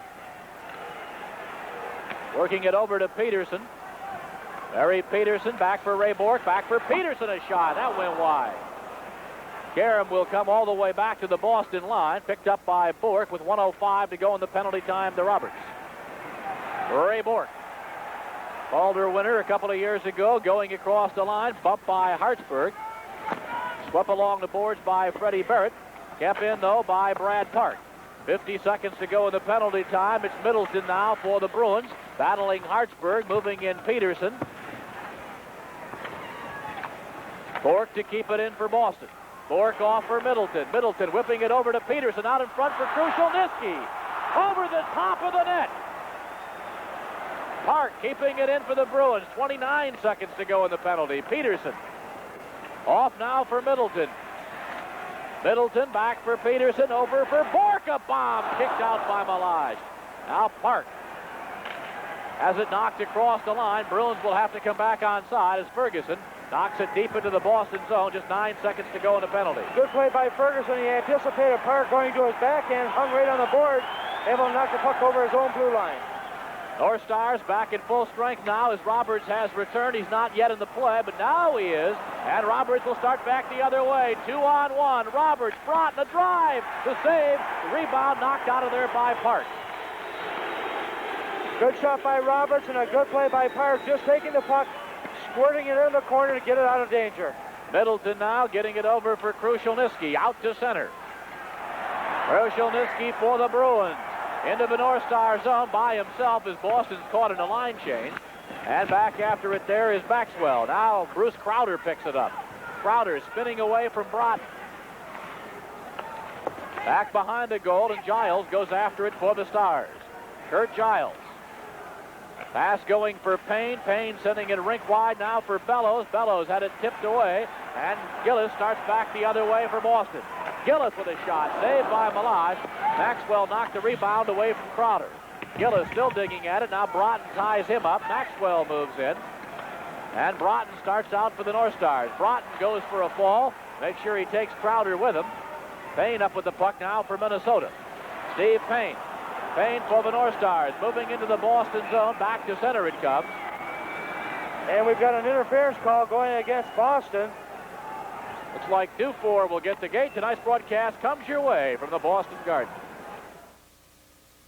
What can you buy for $1 these days? Well, you can buy a toothbrush, a newspaper, a 2-scoop ice cream cone, a burger maybe, but a box spring for sure. You heard me right. At Slumberland, we're selling box springs for $1. Here's the deal. Buy any of these mattresses at the regular price, and we'll throw in the matching box spring for $1. Choose from 4 firmnesses. You buy the mattress, and the box spring costs you $1, 1 greenback, $1 Dallaire, 1 picture of Old George. That's all, and that's a good deal, and it's only at Slumberland.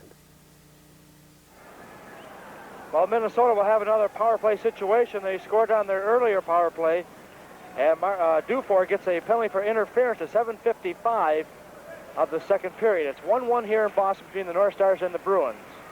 Cody Roberts back in the Minnesota zone. We've now reached the 8-minute mark of the second period. Stars 1, Bruins 1. Into the Boston zone it goes. Pete Peters steering it away. Over for Peterson, getting it past Roberts. And chasing it down at center, Dino Ciccarelli. Ciccarelli clearing it back into the Boston zone. Peters getting it over for Peterson. Peterson can't get it out, though, as Roberts keeps it in. No one home on the right point. Roberts looked over for Hartsburg. Now Hartsy's moved into position. Big save there by Peters. We got McCarthy and Milbury going at it right now. The referee had signaled penalties, and Milbury and McCarthy were in front of the net just pushing each other. Milbury now throwing a couple of rights to the helmet, and now McCarthy is moving right in there, and now they're both down. The linesman moving in to separate them with Milbury on top, McCarthy on the bottom, but I don't think any damage done by either player. Now McCarthy at 6'2", 197, and Milbury is 6'1", 202, so they're pretty well matched. Well, at one time, Mike Milbury was being booed out of this building, but he has responded so well and played extremely well for the Boston Bruins. See Tommy McCarthy sporting a little bit of a gash in his nose. As tonight's broadcast comes your way from the Boston Garden. Rattle, rattle, thunder, clatter, boom, boom, boom. Don't worry, call the CarX man. One thing you don't have to worry about at a CarX muffler shop is the price. People call to see how much it costs and what they get for their money. And you'd be amazed how many of those callers become our customers. Of course, it could be my pleasant telephone voice. Rattle, Rumble, rattle, thunder, clatter, boom, boom, boom. Don't worry, call the Car X-Men. Well, both Milburn and McCarthy will pick up 2 minutes each for high sticking and 5 minutes for fighting, and those penalties come at 8:33. Stars still with the extra man. Up with it there. Jordy Douglas getting it back there for Maxwell. Maxwell playing it back behind the goal. Bork tripped there by Flett. Puck coming loose out in front, and taking a whack at it is Krushelnyski, getting it out to center. 1:05 remains in the penalty call against Dufour. Bobby Smith. Pete Peters out of the goal. It was Peters wandering that got him in trouble the first time as he handed the puck to Flett, who put it into the empty net. Now it's Middleton for the Bruins. Middleton at center, moving across the Minnesota line. Rick Middleton, 51 goals last year, back out to Park. 43 seconds to go in the extra man. Kurt Giles for the North Stars, popping it across the Boston line. That's ruled offside. 10:41 remaining second period. Stars and Bruins tied at 1. And look at number 2, Kurt Giles, 2 goals, 10 assists this year for 12 points. Has played in 44 of the North Star 45 games to date. 36 seconds to go in Dufour's penalty. Broughton between Bellows and Payne, with Roberts and Hartsburg on the points for Minnesota. Krushelnyski, Middleton up front. O'Connell and Bork are the rear guards for the Bruins. Peters letting it go to the corner. Payne digging it free there for Minnesota. Battling O'Connell. Off there for Broughton. Broughton centering pass coming back to Hartsburg, and Peters makes a quick save. O'Connell golfs at it. Roberts keeps it in. Off for Bellows. Bellows works it to Payne. Back for Roberts. Over for Hartsburg, a drive. And another save by Peters. Well, this combination doing a great job for Minnesota, moving that puck around. Bellows, Payne, Broughton, Roberts, and Hartsey, and they've been pushing the puck over to Hartsey. You notice that Minnesota has got 2 defensemen on their power play, and that's one of the areas that has concerned them with giving up so many goals when they've had the power play advantage. They've given up 14, as Bob had mentioned before, so they want to make sure they've got 2 very capable defensemen back there, the offensive-minded preferably in the power play. 7 seconds to go in the extra man. O'Connell for the Bruins. Roberts fails to keep it in. Peterson now for Boston. Krushelnyski cutting in, and a 2-on-1. Peterson shot over the top of the net. And it goes into the crowd. Penalty time has expired to Dufour. Boston back at full strength. And we got 10:03 to go here, second period. Still tied at 1. Well, not playing for Minnesota, of course, Gary Sargent still recuperating from the knee surgery towards the end of December. Also, Ken Solheim, who's had an ankle injury. Dan Mandich is back in the Twin Cities. He's been replaced in this game by Freddie Barrett, by the way, who was playing in his first game since that injury in Winnipeg, where he had back problems. And this is Freddie's 701st NHL hockey game. Ferguson working past Marty Howe. Howe took him to the ice. Lewis overlooked that. Now up with it was McTavish, getting it ahead to Palmer. Palmer given a shove by Maxwell as the play goes into the North Star zone. Barrett for Minnesota. Over for Gordy Roberts. Back for Maxwell. Maxwell fell down, and the shot was whistled wide. Back behind the net now, it's Maxwell. Maxwell for Minnesota. Stopped on the way out by Crowder. Back over there for Palmer. Palmer watched by Eves, back behind the goal. Freddie Barrett moving in for the Stars. Puck coming loose. Up with it there is Mike Eves for the North Stars. Marty Howe keeping it in for the Bruins. Maxwell going back behind Malage. Al McAdam getting it past Park. And Marty Howe will go back and pick it up for Boston. Marty Howe has found a home here with the Bruins after he couldn't play at Hartford. There's been a lot of criticism of Hartford about the number of players that have left there and performed more than admirably elsewhere, while they had problems in Hartford. Play going in now to the Boston zone. Back after it goes Park. Gordy Roberts, of course, of the North Stars would be a prime example of that. Up with it, Cicerelli. Cicerelli had it broken up by Brad Park. Up with it, Cicerelli. His centering pass broken up by Fergus. Fergus for Dufour. Shadowed by Dino from behind. Dufour off the body of Fergus. Picked up there by Young. Young moving it to Cicerelli. Cicerelli had it tipped wide by Marty Howe. Young ridden out by Park. Cicerelli behind the goal, battles Fergus. Young took a swipe at it, hit the side of the net with it. And out to center, Hartsburg knocked loose by Dufour. Dufour Beaten to the puck by Tim Young. Now Hartsburg takes a hit from Bruce Crowder. Priest moving it out. Bork off for Fergus. Here's a chance for Boston now. Fergus, though, has the pass tipped by number 10, Gordy Roberts, out to center for Hillier. Hillier sending it back in, back behind Malash. Picked up there by Roberts. 7:47 to go, period number 2. Stars 1, Boston 1. Willie Pleck. Ray Bork. Pleck goes up after it in a battle there with Peterson. Bork will battle Friest. Flett rather, sending Bork flying, and now Friest comes up with the puck for the North Stars. Friest taken away by Peterson. Boston breaks out. Peterson along with Bruce Crowder and Krushelnyski. Krushelnyski bothered from behind there by number 2, Giles.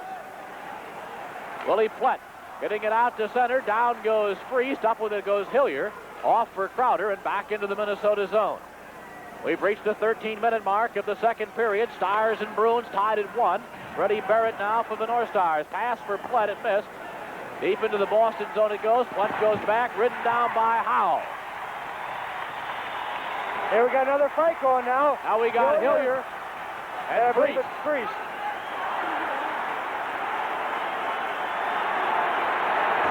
Friest's helmet has come off, and they're both just swinging.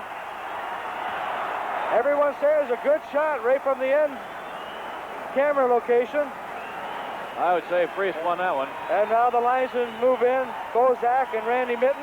You know, those linesmen can't move in too quickly. You may take a wild punch occasionally. Well, I think they got the combatants separated as Friest figures he's won that one. Crowd here, Boston may feel somewhat differently, but tonight's broadcast comes your way from the Boston Garden.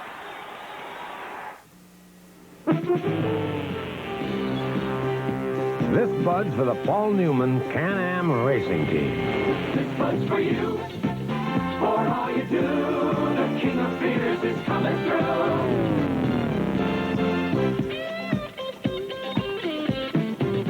Yeah, while you're watching all the red-hot action, that's the time to cool off with the king of beers. For all you do. This Bud's for you. Well, we've got some action now behind the North Star bench as well, and security has moved in here. Well, there's additional penalties being called. Both of the players have gone to their respective dressing rooms. Maybe high sticking calls are also involved with that. Penalties are 13-10 to Ron Friest of Minnesota. And Randy Hillier of the Boston Bruins. I got the 5 minutes for fighting, but I didn't pick up what the additional penalty was, whether it was a misconduct, a 2-minute minor to start it off, or what. I believe it was high sticking. I think he caught the last of that. I think it was high sticking, and as a result, they have 7 minutes in penalties. There's only 6:50 remaining in this period, so that's the reason they will go to the bench, or to their dressing rooms. So that'll make it 7 penalties for a total of 23 minutes to each club. Both of the teams, both of the goal scorers tonight, the one by Boston and the one by Minnesota, have come on power play situations. Buzz Oliver pacing behind the North Star bench. He spent 7 years here in Boston as a Bruin. Offside. Had a situation the other night in Hartford where Twin City and Ron Foyt, who's normally a linesman, became a referee, and they used 2 players for linesmen because of the snowstorm out here. Well, the snowstorm prevented the other officials from reaching Hartford on Saturday for the game with the New Jersey Devils, and Mickey Vulcan, a defenseman from Hartford, and also Gary Howard of New Jersey, wound up being the linesman. I wonder what they'd say to the players if the players were hollering at them. I can imagine. About breaking up a fight. Throwing a couple extra ones in there. Or how about having your coach argue with you over the call? How about getting paid?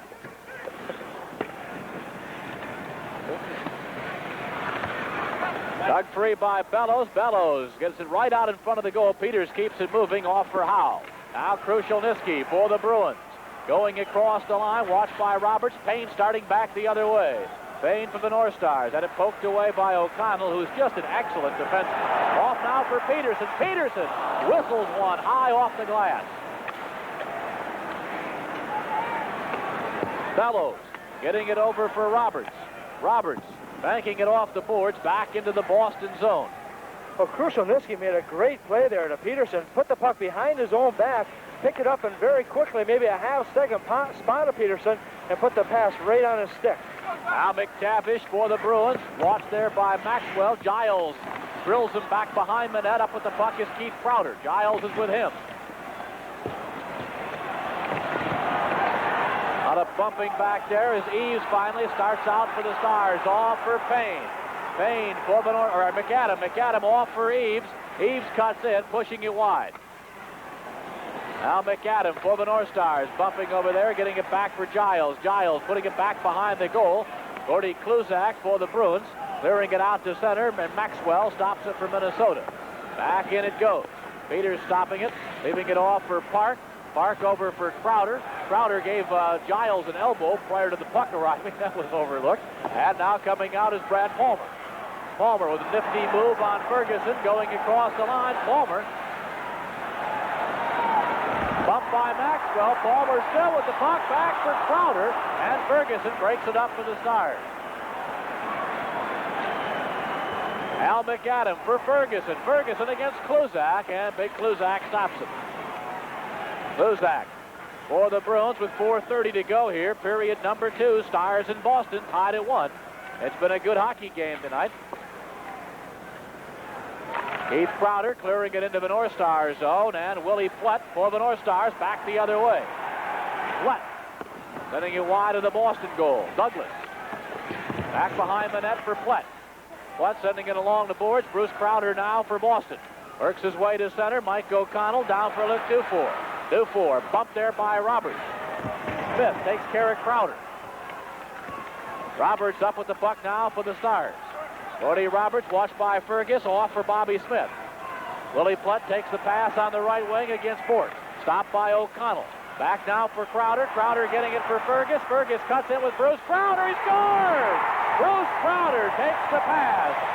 And Boston leads it 2-1. Here's the play developing once again. You can see Roberts on the left. Seems to be cautious a little bit. He can't catch up. He dives to the puck, but he's not able to get there. And putting it away, number 32, Bruce Crowder. And for Bruce Crowder, that's goal number 10 on the season to give the Boston Bruins a 2-1 lead. And that goal comes at 16:18 of the second period.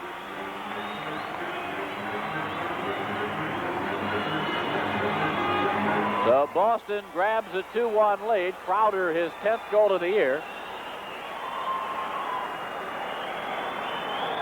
Picked up by Milbury. Milbury now working it over for Middleton. Middleton for the Bruins. Works it across the North Star line. Stopped by McCarthy. Emmy Young battling Krushelnyski. Up with it's Maxwell. Maxwell into the Boston zone. Off for Bobby Smith. Missed pass for Cicerelli. Stopped by Milbury. Now it's Milbury for the Bees. Works his way to center. Makes the shot. Bumped there by Barrett as he clears it into the North Star zone. Kept in by Middleton. Rick Middleton works it across now for O'Connell. O'Connell. And a penalty coming up. Interference on Freddie Barrett for taking down Barry Peterson. Tonight's broadcast comes your way from Boston. There's a new world to discover at Computerland. The exciting world of personal computers. Come on in and walk out with your own IBM computer. Now IBM can give a small business the kind of information that was available only to large corporations. Pick up your IBM personal computer. Excuse me. Plus the software service and accessories to make the most of it at Computerland. For all you need to discover the world of personal computers, discover Computerland. Well, Brad Maxwell picks up an interference penalty at 16:57. And once again, the Boston Bruins will have a power play situation. This is the 8th penalty for Minnesota for 25 minutes. Boston's had 7 penalties for 23 minutes. And right now, Mike Milbury is skating to the Boston Bruin dressing room. He seems to be favoring his leg a little bit. Perhaps ankle, knee, who knows? We'll wait until I get a report on that. Nate Greenberg, the public relations director of the Boston Bruins, will be my guest after the second period. We've got 2:55 remaining. Park breaking it up now for the Bruins. Boston on the power play. Maxwell interference. 16:57 was the call. Eves stopping it there. Picked up by Middleton. He handed it right for Gordy Roberts, and Roberts will rag some time off the clock. Over to Hartsburg. Off the stick of McAdam and into the Boston zone. Stopped by Peters. 1 minute, 30 seconds to go in the manpower advantage. Barry Peterson for the Bruins behind Bort. Into the North Star zone. Krushelnyski. Back over now for Middleton. Middleton watched over there by Hartsburg. Hartsburg for Minnesota. Up along the glass. Hops the stick there of Clark. Comes down to the Boston line. And Peterson back for the Bruins. 1:05 left in the man advantage. Pass for Middleton. Stopped by Hartsburg. Now it's Brad Park. We've reached the 18-minute mark here at period number 2. Bruins 2, Stars 1. Barry Peterson. Back for Bort, knocked away by Young. Here's a chance for Young. Young on a breakaway. He scores! Tim Young with a shorthanded goal, and the Stars have tied the game at 2. And that's the 9th shorthanded goal that the North Stars have scored this season.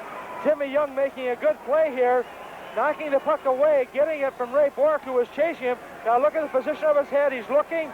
He cuts in right to the center, goes to his backhand, and he's able to put it by Pete Peters to give the North Stars a tie here. It's 2-2 right now. We've got 1:48 remaining in the second period. 18-12, the time of the goal by Young will be unassisted. It'll come at the 18-12 mark, Young's 10th goal of the year. So the Stars with a shorthanded goal to tie it at 2. Kluzak for Boston. Bruins on the power play. Freddie Barrett smacked over there by Crowder. Kluzak bustles the puck across the line, but in doing so is offside. Don't forget the Detroit Red Wings upcoming at Met Center. That'll be Wednesday night, face-off time 7:30. Our next telecast will be a week from tomorrow. We'll be in St. Louis. Stars against the St. Louis Blues, 8 o'clock broadcast time on Channel 9 back in the Twin Cities. O'Connell now sending it in. Malash stopping it there for the Stars. Giles sending it along the boards. Off for Eves. Eves for McAdam. And that could have been a second shorthanded goal had that one connected. Well, he's had McAdam in a perfect position, but the puck was just a little bit too far from him. 10 seconds left in Maxwell's penalty. O'Connell at center. Off now for Wayne Cashman. Cashman watched by Giles. Dropping it back now. Stars back at full strength as Maxwell has returned. Boston. Kluzak. Over for Fergus. Fergus takes the shot. Malash makes the save. And there's some pushing and shoving going on in there as someone hit Giles from behind, and everybody moves in. Well, you could throw a king-size bedspread over everybody right now. They're all in there, including the officials. The net is off his moorings. Gio Malash should stay right in the net there. Broughton and Kluzak are tied up out on the outside of that. Kluzak is 6'4". Broughton is 5'8". Number 18, Crowder gave Keith Crowder gave a little bit of a shot to Kurt Giles in front of the net there. And of course, that brought everybody in. The referee, Brian Lewis, now is signaling penalties of both teams, and Crowder and Giles are going to the penalty boxes. Tonight's broadcast comes your way from the Boston Garden. Sir, in your opinion, how do the new money market accounts from the First Banks compare with the money markets brokerage firms offer? Well, first, they give you a good choice, money market insured checking or money market insured savings. Both pay about the same rates as ours, and both are certainly more flexible than ours. So, whose do you recommend? Ours. Money market insured checking and savings, 2 accounts most brokers only wish they could recommend. Well, 2 minutes each to Keith Crowder and Kurt Giles for roughing. And this is the 4th time in this game that we've had coincidental penalties. Okay, if your group, which includes any co-workers, club members, dorm friends, or just a large group of friends, want to go out and see the North Stars, it's more fun to do with all your friends, and the Stars have a special price available for groups of 25 or more. But seating is limited, so call the North Stars group sales office at 853-9340. 45 seconds remain here, first period. 2 clubs are playing 5 aside. Broughton battling Ray Bork. Gordy Roberts over on the far side battling Bruce Crowder. Off now for Steve Payne. Payne had that big overtime goal here in the playoffs a couple of years ago. Here's a chance for Broughton right out in front of Peters. And Peters holds on, makes a fine save, and here we go again. You notice how quickly Broughton was able to move his hands to take the puck and to move it to his left. He was trying to get it into the far side, but Peters was able to hang on to the puck. And everybody once again in front of that net area, a lot of pushing and shoving going on once again. Watch the shot right here. Now watch how quickly Broughton is able to take possession of that puck.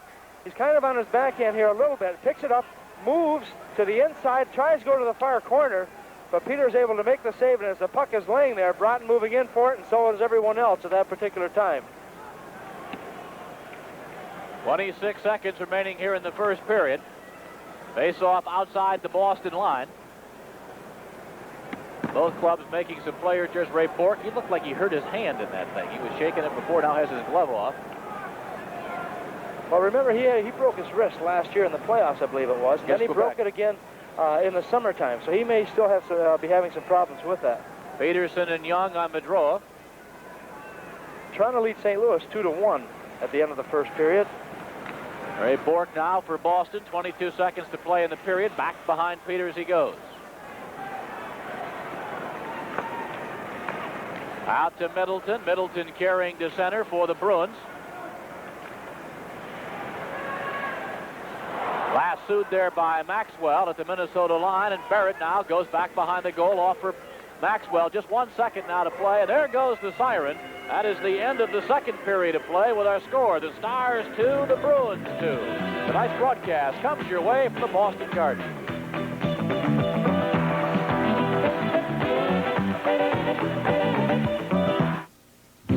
Michelob Light for the winners this time, huh? Oh, you enjoy being buried in the sand. Michelob Light for the winners. Would good friends really play this hard for a beer? Well, it is Michelob Light, the rich, smooth taste you can compare to any beer you like. Michelob Light for the winners. The sea, the sun, the sand. The check. The check. Go where you've never been before. Achieve Mitsubishi. In the Cordia, the sports coupe with front-wheel drive, a slippery arrow front body, and a 4+4 transmission available. The only sports coupe with a liquid crystal display on the Cordia LS. Cordia L, 7849, at your Mitsubishi Motors dealer. Hi, I'm T.G. Shepard, and I want you to join me for a real country jamboree. My guests are Razzie Bailey, Lacey J. Dalton, and Marty Robinson. Helping me host the show is a double helping of beauty and talent, Judy and Audrey Landers. We'll take a look at the #1 hits of country music with these lovely ladies, the jamboree dancers, and have some laughs with comedian Gary Mule and the Urban Chipmunks. It's a good time with the very best music around, and you're invited to a real country jamboree. Tuesday night at 7. On the next Barney Miller, a very special visitor comes to the 12th precinct. Sir? Hooker? That's my daughter. And Wojo falls for her. Isn't asking for myself? If you think I'm not good enough to take your daughter out, just tell me. Just that I have a policy of keeping work and home separate. I'll try to have her back by Sunday. Tuesday night at 6. Receptive Channel 9. Tom Reed back here at the Boston Garden. At the end of 2 periods, the North Stars and the Bruins are tied at 2 apiece. That second period had the North Stars scoring 2 goals. The Bruins had 1 goal. The North Stars scored early in that period a power play goal at 53 seconds. Willie Platt scoring his 14th goal of the season. And at 16-18, Bruce Crowder responded with his 10th of the season to give the Bruins a 2-1 lead at that point. But Timmy Young scored a shorthanded goal at 18-12 of the second period, and that's where we are right now at 2 goals apiece. The shots in that period by the Bruins 9 to give them 16 for the game so far, and for the North Stars 7 to give them 11 in the 2 periods. And with me right now is the Director of Public Relations for the Boston Bruins, Nate Greenberg. And Nate, I go back a couple of years ago when the North Stars and the Bruins played that infamous game, I guess, where they had 406 minutes and penalties. And since that time, it's been a real rivalry here between the 2 clubs. Yeah, I think it's been something of a hate-hate relationship, Tom, but I'll tell you, there's been some interesting hockey and some very aggressive hockey and some hard-hitting hockey, which has been good. You know, Minnesota went all that time without winning in this building, and now when they come in, they mean business, and the games are always hard-hitting and very, very aggressive. Well, we go back to that game, and of course, it was the Bruins at that time had a very hard-hitting style of a game, and more or less the intimidators at that point. But their style has changed considerably. Now they're perhaps not the offensive team that they once were, but their defensive game has certainly improved. No, there's no question about it. The key to the success of the Bruins this year has been defensive. The defensemen come back. They're content to check man consistently. The forwards do a lot of checking, back check very well. And, of course, the goaltending has been very strong this year. In a league that's become so offensive-minded, the Bruins have become very defensive-minded and been very successful with it. And as you mentioned, the Bruins' glory years, they were all offense. They were the team that would win 9-7, 10-8. Night after night, they'd win by big scores. But the whole emphasis in this club now has become defensive. And I think you mold the kind of players you draft, the kind of players you trade for around that defensive style, and it's become contagious. The club is very content to win 1-0, 2-0, and they've given up the least number of goals in the league this year. And I said it's been very successful. So obviously they must be doing something right. Would you attribute that to Jerry Cheevers, a goaltender here for many years, and of course he didn't like a lot of rubber coming at him. He must be trying to implement the same style to his people out there. Yeah, I would say very definitely. A lot of this club is him, especially this year. He was carefree. Pete Peters plays differently now, he said, than he did in Philadelphia because it's a very carefree attitude. Cheevers wanted to win very badly, and he showed up to play. And these players come to play, and they've, as I said, although many of Cheevers' years were offensive years, he has molded this club in defensively. This club very definitely has his trademark on it this year more than ever before. And I said it's been a great testimony to him because all of these young players, even with the guys that have hurt, a lot of players who wouldn't have seen much ice time are now into the game. And everything has seemed to come together with the accent on defense. You talk about defense, yet you have a very good skating club. It's a small building here. It's a very small ice surface. Does that hurt the Boston Bruins because they are a good skating club now? No, I think you'd think it might. It certainly could, but they seem to be able to adjust very nicely. At one time, of course, as we mentioned, the early glory years, this small building, not only could the club score a lot, but they were a very big intimidating force. I think you mentioned earlier, they're not as big of an intimidating force as they once were, but they can certainly check as well as any club in the league, and they take advantage of the small ice, yet they seem to adjust. So I really don't think the ice surface has made that much of a difference in the club. You talk about playing it tough and so on. Of course, one of the names that comes to mind when North Star fans think of the Boston Bruins is Terry O'Reilly. What's the status on him? Well, unfortunately for the Bruins fans, O'Reilly's going to be out for the season. To say this has been a year that he'd like to forget would be an understatement. He started off the year with a 10-game suspension when he had some problem with Andy Van Hellemond in the final minute here of the Quebec series. So he starts off with 10 games. He isn't back 5 games. We're playing in Long Island. And he skates around behind the Long Island net, and Roland Melanson, as he's been wanting to do, he and his partner gave him the unbelievable cheap shot of the year, whacked him on the fist with a glove, and it broke the finger right through the glove, broke the finger, and he missed the next 12 games. So now he comes back. He's back about 6 games, and falls down on the ice in Winnipeg. Out for the season. In Minnesota, rather. Right. Out for the season. They thought he might come back, but now there's no chance. Out for the season. So, ostensibly, he has played hardly at all. I mean, and it's just to say that he's down and despondent because it's a young club, it's an exciting club, and he wants to be a part of it. And he's the kind of guy that can get the club rolling when they're in a bit of a slump. And to say that he's despondent is an understatement. He's really, it really has been a non-existent year for him. Well, another player that comes to mind, and we tried to bring the people back in Minnesota up to date, is Norman Leveille, who suffered the brain hemorrhage in Vancouver, I believe it was. That's right. What's his condition? We saw him last week. We played in Montreal, and all the club went up to see him. He's coming along. He still has paralysis on one side, his right side, but he's able to use his left side. He can drink and eat with his left hand. And he still has a problem with his throat. He had a tracheotomy, and now they may need another operation in his throat. So he hasn't done any talking yet, but he seems to notice the players. He responds, his eyes respond, his movements. He knows what's going on. The players talk to him and all. But he's in a wheelchair. They do move him around, but he's progressed nicely, believe me, but he's got an awful long way to go as well. The Bruins responded. They lost the next few games, I believe, after that incident. But has that seemed to draw them closer together as a team? Does an incident like that make you realize that maybe hockey is the most important part of life, but maybe there's something else? I think very definitely so. This club, as you can imagine, any club would be, was in a terrible shock after it happened. To see a teammate taken out of the locker room between periods in that kind of condition, it was a very tough situation.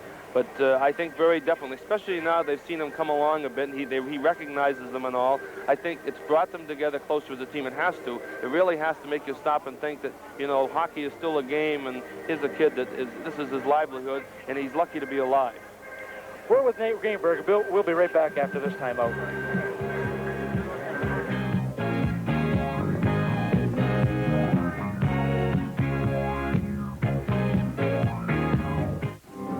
This is Jack Smith. On our next You Asked For It show, a special personal close-up of our own Dale Haramoto as she competes in the grueling New York City Marathon, a premier sporting event covered by a reporter who goes all out to get her story. Then from China, the story of a nation's gifted young people treated like royalty. And whatever their special gift may be, from juggling to music to dance, that talent is encouraged. On the next You Asked For It. Tuesday night at 8. Hi, I'm Richard Simmons, and I'm here to let you in on a secret. Spina bifida. It's the #1 crippling birth defect that most people have never heard of. Spina bifida can result in paralysis and other major complications. But the good news is that recent medical advances now permit children with spina bifida to grow into healthy, active adults. Your support can help. Call or write the Spina Bifida Association of America today. It's time spina bifida stop being the secret birth defect. Help us, please. We have family entertainment that can't be matched. Michael Landon stars in Little House on the Prairie, weekday afternoons at 4:30 on KMSP-TV, Minneapolis, St. Paul. Receptive Channel 9. At the end of 2, it's 2-2 between the North Stars and the Bruins. We're visiting with Nate Greenberg, the Director of Public Relations for the Boston Bruins. Last year, all we heard about was the Brian Bellows sweepstake. He was going to be #1. He didn't wind up being #1. Gord Kluzak did. Indeed, we heard about it all last season as well as it appeared we were going to Colorado's pick. Obviously, as you know, it surprised many people here. I think the club has to be very happy with the way Kluzak has come along. He's come along very, very slowly. He was actually starting to make some pretty good strides at one time, and then had a groin injury, a real bad, deep groin injury that cost him quite a bit of time. He was off a couple weeks and came back, and it's been very slow to come back. But Jerry has tried to get him some ice time, has moved him up front. He's played up front off and on, played some defense. But the plan was and continues to be to work him along very slowly, especially on defense. I think it's a tough position. It's going to take him time to mature in that way. You know, he didn't play much of last season. He was injured, in January, so he missed the second half of his junior season. And, you know, he hadn't played, so they really are taking quite a bit of time to bring him along slowly. And when things are going well, you can do that. Is there pressure on him to do well here? Do the fans or the media get on him because he isn't giving the type of statistics that you would expect from a #1? Well, there could have been, but there hasn't been. And I think the biggest reason is because of the great success of the club. When you've got the best record in the National Hockey League and you're leading your division by 7 points, the accent is on the club as opposed to an individual player, and there has been positively no pressure on him. And I think it's fortunate the club has done as well, because if they hadn't, they would have looked to somebody like Kluzak to step in, and then there could have been an awful lot of pressure on him. But I think it's safe to say there's been no pressure whatsoever. Hey, as a Director of Public Relations here, do you find yourself getting close to the players at all? Yeah, quite a bit, especially when you get to travel quite a bit. You know, you live with them almost, and you see them succeed every day. And I find myself, I was here in the glory years as well, in 73 and 74, but you see yourself really cheering for young players. The kids come out, they have a real positive attitude. Everything they do is positive. They come out, they work hard, and you can't help but, even though, you know, you don't stay them every day, but on the same token, you see every day the young kids come out, work hard, and to be just a small part of it sort of gets you caught up, and I must admit. The players nowadays, a lot of them wear, of course, the helmets, and many of them are starting wearing the face masks. Are they easily recognizable on the street? Yeah, I'd say more and more they are. I noticed, especially in the last month or so, a lot of the young players who hadn't had much ice time have all of a sudden gotten a lot of recognition with television interviews on local TV stations, more newspaper interviews, and it's starting to come around, the recognition factor, which also can be translated into the crowds. Tonight was our 10th sellout, which is one more than we've had all of last season.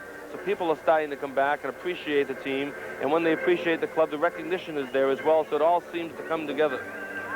I wish we had more time, eh? We've been visiting with Nate Greenberg, the PR director of the Boston Bruins, the man who won 4 awards for the best press box in the National Hockey League. It's 2-2 here after 2 periods in Boston. We'll be right back with Bob Kurtz and the play-by-play of the 3rd period after this timeout.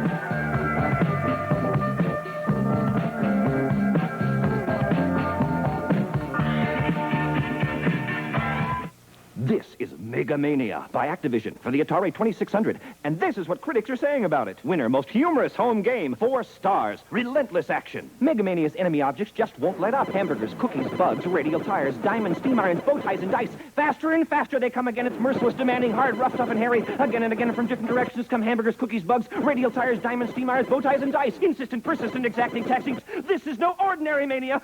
This is Mega Mania. Another hit by Steve Cartwright for Activision. Next on The People's Court, family pets die mysteriously. What's the life expectancy of these turtles? Over 100 years, possibly. The family blames the death on chemicals in their new lawn. Is there anything in this sod that will hurt these animals? And he assured me there wasn't. The lawn guys are sympathetic, but I never gave it a thought that they would graze their turtles on a brand new sod lawn. The tortoises and the killer sod, next on The People's Court. Tuesday night at 6:30. Receptive Channel 9.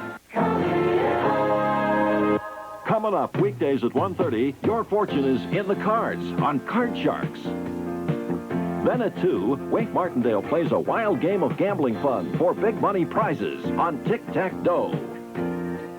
Then at 2:30, watch contestants battle it out for their cold cash. Jim Lang hosts Bullseye. Big money fun, weekday afternoons on Receptive Channel 9. As Minnesotans from all walks of life, let us tell you a little bit about prejudice. To start with, it isn't acceptable. It isn't fair. It's un-American. Whether it's directed against blacks, Women, Indians, or any other group. In short, prejudice is just plain bad. It hurts you, it hurts me. It pulls us apart. So let's stay together, Minnesota. Bob Kurtz and Tom Reed back with you here at the Boston Garden. We have completed 2 periods of play. Our score, the Stars 2 and Boston 2. Don't forget the Stars' next home game comes up Wednesday night at Met Center. Face-off time 7:30 against Detroit. Our next telecast comes up a week from tomorrow, Tuesday night, January the 25th, I believe it is. The Stars against the St. Louis Blues. And face-off time over Channel 9 will be 8 o'clock. Scoring in the second period for Minnesota pled at 43 seconds. That tied the game at 1-1. That was a power play goal. The first goal surrendered by Pete Peters in 168 minutes and 5 seconds. Boston grabbed the lead again. Bruce Crowder from Ferguson O'Connell at 16-18. But the Stars came back with a shorthanded goal by Tim Young at 18-12. And so we head into the final period tied at 2-2. Kurt Giles and Keith Crowder of Boston still have 1 minute and 8 seconds to serve for their coincidental roughing minors. And so the two teams will start at 5 aside. Peterson going against Tim Young on the draw. We're underway. 3rd period in the Boston Garden. As Brad Park for the Bruins getting it over for Rick Middleton. Grabbed there by Young, but it's Young who goes for a full. The big play there, though, was that Timmy got in front of him. He may have gone down, but he stopped their progress from coming up the ice. Out now is Park. Park at center. Clearing it across the Minnesota line. Back behind the goal, Ferguson, Peterson. They'll battle in the corner. George knocks it loose. Kept in, though, by Bork. Easy save by Malash. And up with the puck now is Tim Young. Young cut off at his own line. Nice pass, though, to Hartsburg. Hartsburg carrying into the Boston zone. Taken down by Park. And up with the puck now is Bork for the Bruins. 25 seconds to go in the coincidental minors as Middleton works his way deep into the North Star zone in the corner, watched by Roberts. Off now for Ray Bork. Bork flubbed the pass, picked off by McAdam. Off now for Eaves. A breakaway for Eaves. He's in. Oh, and he's stopped by Peters. Well, a big pad save by Peters on Mike Eaves. Perfect passing play coming from Al McAdam inside his own blue line, or right at the blue line. Able to put the puck right on the stick of Mike Eaves. Mike tried to go on the glove side low, but Peters was equal to the task right here You can see Mike, he's right in the center of the ice. He's looking where he wants to go. You can see the holes right there. And he knew where he wanted to go, but Peters had the pad as well as the glove there to thwart any goal by the North Stars. It's still tied 2-2. We've got 18:55 remaining in the third period here in Boston. And we got 3 seconds to go in those penalties to Giles of Minnesota and to Keith Crowder of the Boston Bruins. Off the faceoff, it is controlled by Boston. It goes to Mike O'Connell. O'Connell getting it ahead for Bruce Crowder. Both Giles and the other Crowder are back, the other Crowder being Keith, and both clubs are back at full strength. Coming out now is McAdam. McAdam getting it to center. Mike Milbury, who had limped off, you recall, last period, apparently is okay as he clears it back into the Minnesota zone. That is Maxwell. Maxwell for Jordy Douglas. Douglas heading it out now to Mike Eaves. Eaves, Douglas, and McAdam going into the Boston zone. McAdam playing off the boards, picked off there by O'Connell, and here come the Bees. It's Crowder. Bruce Crowder takes the shot over the top of the net. Brad Maxwell back behind the goal. Bumped there by Crowder. Crowder centering pass broken up by Eaves. Off for Jordy Douglas. Back for Eaves. Off for McAdam. And the Stars come out. Some pretty crisp passing by the North Stars here in the third period. They really are. They're hanging on their positions, too. They've got a plan here, and it seems to be working for them. They're holding their positions. The longer you can keep Boston away from scoring a lot of goals, the better off you are. And that seems to be Minnesota's attack rate here. You know, Murray Oliver and J.P. Parisi, the coach and assistant coach here, both behind the bench here, as you look at that save once again by Peters. But between them, they've got over 2,000 games in the National Hockey League in experience. Murray in 16 season has 1,127 games, and J.P. has got 890 games. Look what we have up here. We have years. 617 games up here. No, we haven't got a 701. You a 701? Freddie Bear and I are tied tonight. Oh, with 17 goals you had in your career. There's a 17 there somewhere. Now Roberts keeping up, failed to keep it in as Middleton comes out. Off for Krushelnyski. Roberts got the stick out. That's a defenseman. Seems to be his best weapon. Well, you've got to use that stick as a defenseman. You never hold your stick all the way out. You always pull it in a little bit so you're able to move the stick in and out. Now don't forget the 8-pack is back, which is for hockey fans who are very busy, can't make it to all the games at the Met Center. The Stars have a flexible alternative for you. 2 8-game plans to choose from. Each includes games against some of the top teams in the league. And for as little as $80, it gives you 8 games plus guaranteed seating for the playoffs. The number to call, 853-9340. Baders knocking it to the boards. Plutt coming up with the puck for Minnesota. Off for Bobby Smith. Off Bork it went. Reese plays it back behind the net. Plutt getting it back for Gordy Roberts. Right to Barry Peterson. Peterson waltzes his way to center. Off for Middleton. Middleton moving in. Roberts back to take it away. Once again, Roberts pinches in. Bobby Smith is behind to pick up that loose position. Icing is the call against Minnesota. 3 minutes into the final period. Tonight's broadcast comes your way from Boston.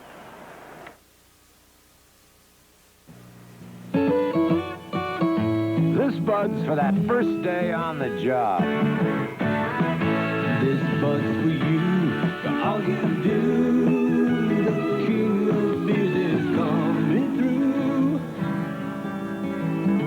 Yeah, just for you, that distinctively clean, crisp taste that says Budweiser. For all you do. This Bud's for you. Had some problems on that phone number for the 8-pack is back. The number is 853-9340. 853-9340 for those 8-game ticket packages. Giles bumped up along the boards by McTavish and will face off again. Well, as you mentioned, always a lot of people here. We even had some people come in today from Northwest Airlines, Toby Nyland, Robert Muse, Bob Koza, Larry Jones, and they're led by Mario and Pagliazzo, who is spearheading that group, and they're here tonight. We'll go back with the North Stars tomorrow. Probably the plane will be laden down with seafood all the way back. If you don't like the smell of fish, you're not going to want to be on that plane.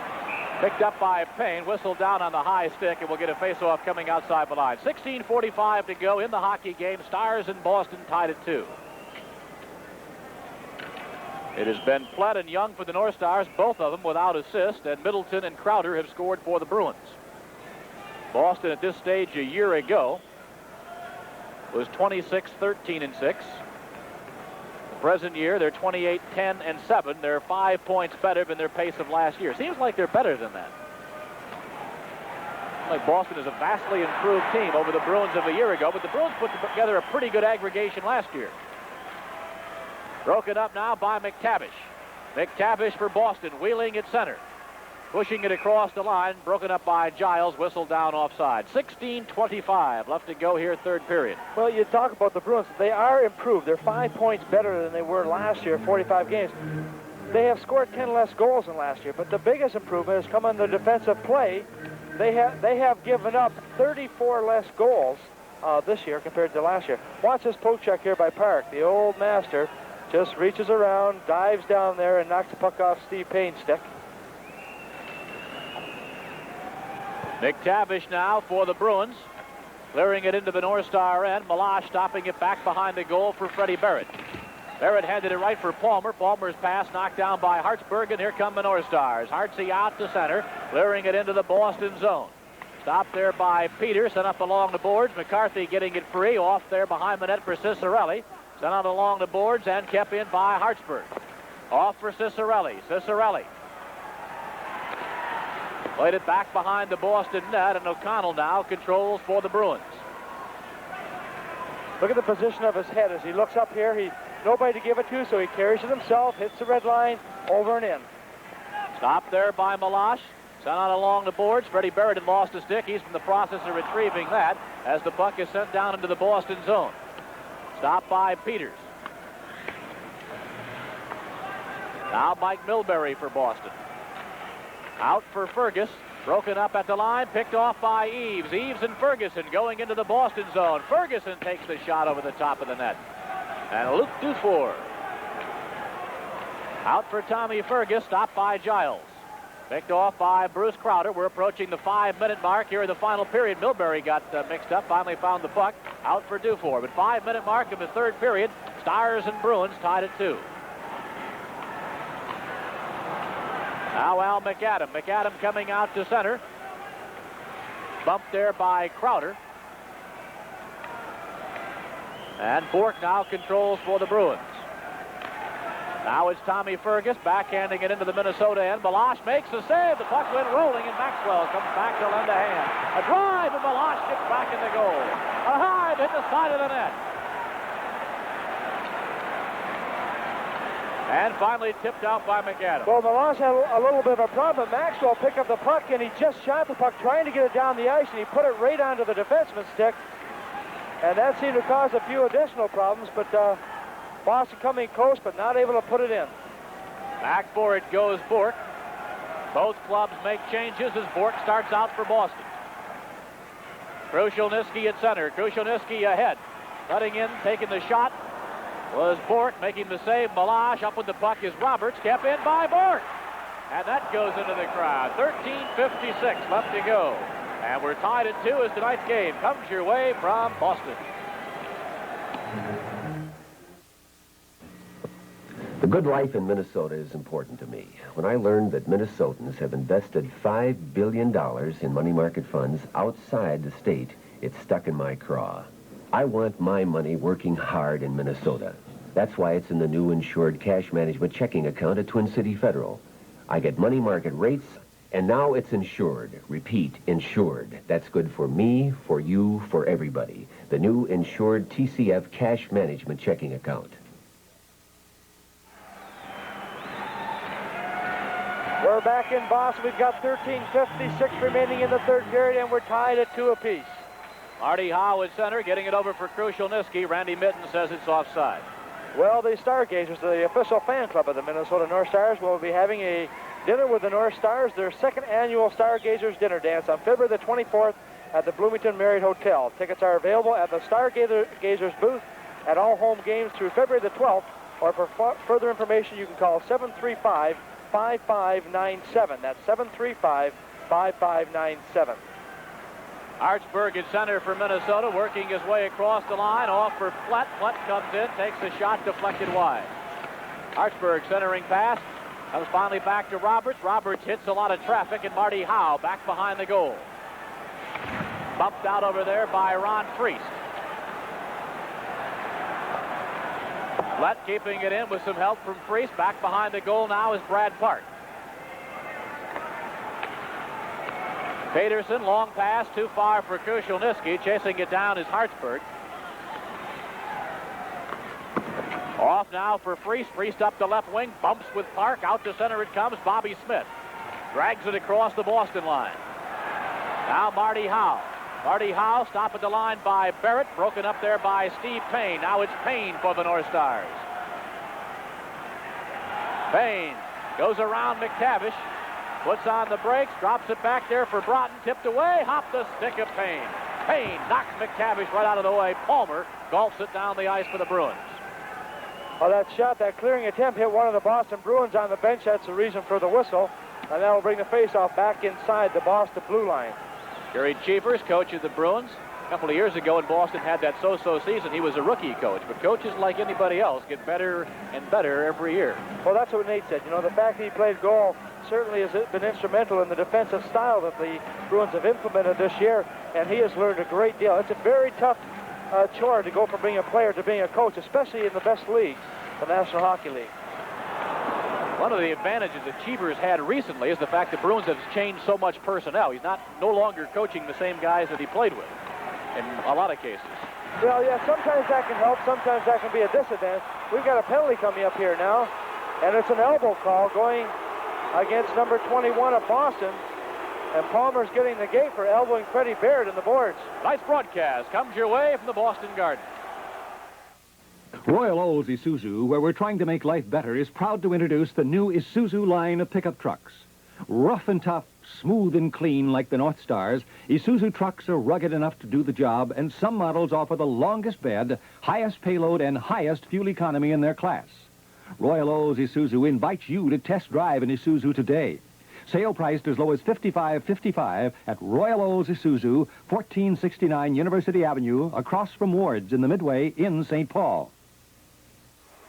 Well, that wasn't Palmer. I thought there was something wrong. It was Keith Crowder who picked up that elbowing call. He made the official, Brian Lewis, made the call over that way, and I thought he was looking right at Palmer when he made it. But anyway, the penalty goes to Keith Crowder of Boston, the 9th penalty, and that evens things up between these two teams for 27 minutes. An elbowing call as he took Freddie Baird heavily into the boards. Boston at home this year, 15 wins, 3 losses, and 3 ties. The Stars away from home are 10-10-2. That's a two-line pass. The crowd didn't understand the call. The crowd doesn't have to understand the call. They don't like it. He's not all that fond of it either, but he's not letting it throw him. Looks a lot better with his head out of the basket, doesn't he? Remember when Glenn was going to put his head in the basket? I remember only too well. February 26, 1981, 406 minutes of penalties between these two teams. I asked Glenn about that the other day. He said, Jerry and I are good friends now. He says, that's all behind us. Hartsburg and Roberts manning the points for the North Stars. Smith, Jordy Douglas, and Willie Plutt up front. 14,685. 10th sellout of the year for the Bruins. Stopped by Peters, back behind the goal, off the glass, kept in by Hartsburg. Broken up by Milbury, picked up by Middleton. Middleton for the Bruins. Working against Bobby Smith.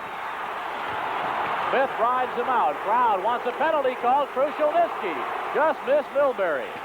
Milbury heading back the other way, off for O'Connell. Good defensive play by Bobby Smith. 1 minute, 22 seconds left in the penalty time. Hartsburg back behind the goal. Once again, Minnesota employing 2 defensemen on their power play. Into the Boston zone it goes. Milbury and Flett. Bobby Smith. Centering pass, broken up by Milbury. Now Krushelnyski. Stopped by Hartsburg. Now Krushelnyski works it out for O'Connell. 2-on-1 with Middleton. Back is Roberts. Middleton tried to roll it across, and Roberts breaks it up for the North Stars. Off for Smith. We've reached the 9-minute mark of the final period, still tied at 2. 45 seconds left in the penalty time to Keith Crowder. Giles. Whacked at by Milbury. Giles goes in deep. Pad save by Peters, and the face-off in the Boston zone. 29 seconds left in the penalty call against Crowder. Bill Burr and Cicerelli having a few words. We have to mention also the Make-A-Wish hockey game coming up at Roseville on Friday night at 7 o'clock, and many people will be in attendance who perhaps are not very good hockey players. However, will give you an opportunity to come out and see how well they do as experts for this game. John Gilbert will be there, Bob Utek, Dan Stone King, yours truly. Bob Kurtz is chickening out on that one. Rob Lear, Bob Bruce, and for the other team, they have Jesse the Body, Mr. V, will be there. And also, we'll have Wendell Anderson on our team. And the other team will also feature Scott Ledoux and Stu Voigt. So that should be an interesting time for Make-A-Wish of Minnesota at Roseville on Friday night at 7 o'clock. Call the Roseville Ice Arena if you'd like some further information on it. For a very worthy cause. Back now for Maxwell. Across now for Tom McCarthy. Tommy Mack over to Giles. Giles takes the shot, was deflected by Young, and a save by Peters. Nice save by Maxwell. Nope, didn't do it. Got to go for basketball team and use a couple of guys down there. I thought he was going to dunk it there once he got grabbed onto it. Doesn't look like a basketball player, though, does he? Watch the position of Timmy Young here. Good shot by Giles. Timmy Young right in position, the puck a little bit high, and as a result, the puck slowed down considerably when Timmy tried to knock it down. 10 minutes, 30 seconds left in the game, tied at 2, 16 seconds left in the penalty time to Crowder. As you look at Pete Peters at the other end, Gilles Melas was fixing his stick a little bit. Too much tape on there. Too much weight. Young, Cicerelli, McCarthy up front, Giles, Maxwell on the points.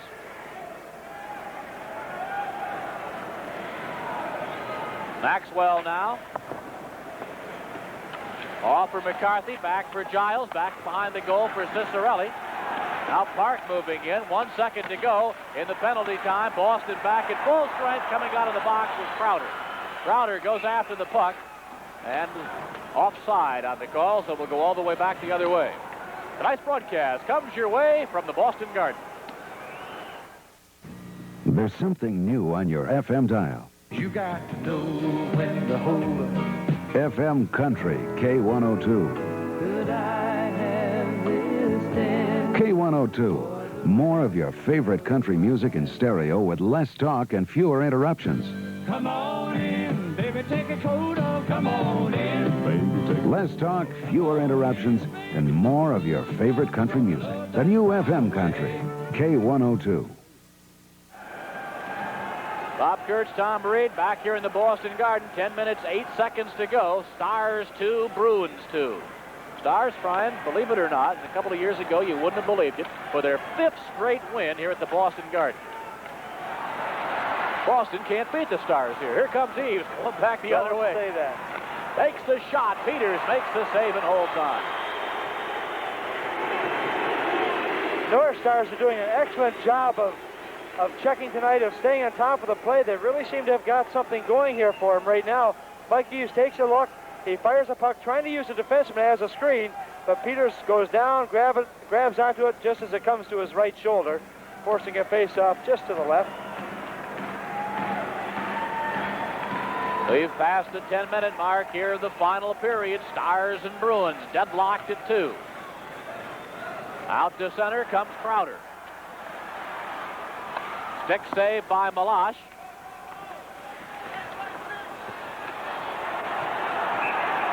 And the face-off will be to the left of Melas. Don't forget, after the hockey game tonight on 9, primetime news, The Odd Couple and Charlie's Angels. All tonight on Channel 9. That shot from high in the rafters here at the Garden, which has every seat occupied tonight, 14,685 of them, including standees. I think this is the oldest building still in service in the National Hockey League. I just tried Chicago Stadium. I don't know what year. Chicago Stadium is younger than this. Maple Leaf Gardens and the Forum have both been renovated. Forum just about completely rebuilt, really, in the late 60s. Yeah. Old Olympia in Detroit is gone. The old Madison Square Garden is gone. Back now for O'Connell. O'Connell takes a shot. Meloche is save, and McTavish on the rebound. Couldn't steer it home. Well, Roberts was right there to stop him from getting good possession of that puck, but a good play by O'Connell. Another drive by O'Connell off the mark. Milbury keeps it in. That was deflected there by Ferguson. Back across, picked off by Roberts. Roberts up for Ferguson. Ferguson at center. Into the Boston zone it goes. Now Milbury. As we've reached the 11-minute mark here in the final period, this is Palmer, bumped by Maxwell. Barrett goes in against McTavish, and the face-off to the right side of Meloche. Well, one thing, you look at the totals of Brad Palmer since getting traded, just 4 goals this year in 38 games. Well, he hasn't played a great deal. I would have thought of anything that when Brad came here, being a smaller ice surface like this, that his slap shot, you know how hard it is, would just net him a lot of goals, but he hasn't found it to be the case. He hasn't played a great deal in many of the games, and I'm sure that when the North Stars play against the Bruins, that Coach Jerry Cheevers feels that maybe Brad's got something to prove against them, so we'll use him a little bit more. Of course, Brad's also trying to fit into a new system. They stress defense a lot more here in Boston. Bellows getting it off now for Young. Young out with Payne. Payne clearing it into the Boston zone. Back after it goes Peterson. Payne scoots in after him. Now Krushelnyski.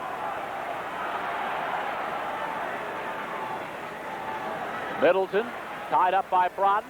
Back after it goes Barrett. Barrett getting it off for Bellows. Bellows ahead for Broughton. Broughton has Payne on his left as they fly into the Boston zone. Neil Broughton. Oh, and Peters got the leg out.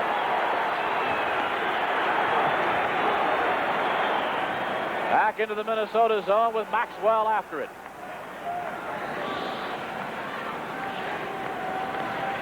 Watched by Peterson out in front, off for Broughton. Using the boards for the pass for Freddie Barrett. Barrett lets it go to Payne. Middleton tripped Barrett right in front of Lewis. Now Brad Park. Saved by Meloche. He lost the puck. It bounds out in front, but hustling back was Freddie Barrett to knock it away. So often the goaltenders seem to lose that puck when it goes high in the air after the save. Out in front, McTavish centered it. Now Bork takes a drive, and Meloche makes the save. Peterson out for Bruce Crowder. Now Payne takes a whack at it. Right past Mark all the way down the ice. 7:25 to go. 2-2. The Bruins have the heat on. Here comes Bork. Dumping it in. Roberts goes back for the North Stars. Gordy Roberts off now for Ron Freese. Freese out for Bobby Smith. Smith with Payne, or with Plutt rather, dumping it into the Boston zone. Peters out for a skate.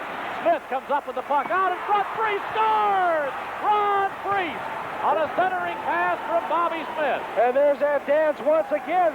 But once again, Peters is out of the net. He goes into the corner. Bobby Smith had made the play into the corner. Now he circles in behind. He picks up that loose puck. Peters is still way out of the net. Look at his position. There's Ronnie Freese. There, he's being checked by number 32, Bruce Crowder. But Crowder not able to get to him, and the North Stars have a 3-2 lead. That goal comes at 12:56 of the third period. Freese is fourth in the year. Bobby Smith will pick up an assist. 12:56 the time of the goal, and here come the Bruins, and they try to tie. Been a great hockey game tonight in Boston. Freese up with the puck now. Freese shadowed there by Crowder, getting it out to center, and Brad Park. Watched by Platt, off now for Bork. Tipped in by Crowder, stopped there by Meloche. Back after it, Roberts. Kept in by Park. North Stars say Park won that puck back across the line, and Crowder scores. Bruce Crowder beats Meloche. The Stars are claiming that Park brought the puck back across the blue line. Let's see if we can see. Oh, that was just a little bit ahead, but watch where Crowder is. He's in the slot. He takes a pass perfectly, and without stopping the puck, he just rifles one over the stick glove of goaltender Gilles Meloche, and it's tie once again at 3 apiece, and that goal comes at 13:28. Just so 32 seconds later. 2 seconds later, he scores the goal. Right. For Bruce Crowder, his second goal of the night, his 11th of the year, and we start anew with 6:32 to go. And this old building at North Station in Boston is a rocket. It sounds like all the trains are coming in right now. All the rats under here aren't going to be able to sleep. That's right.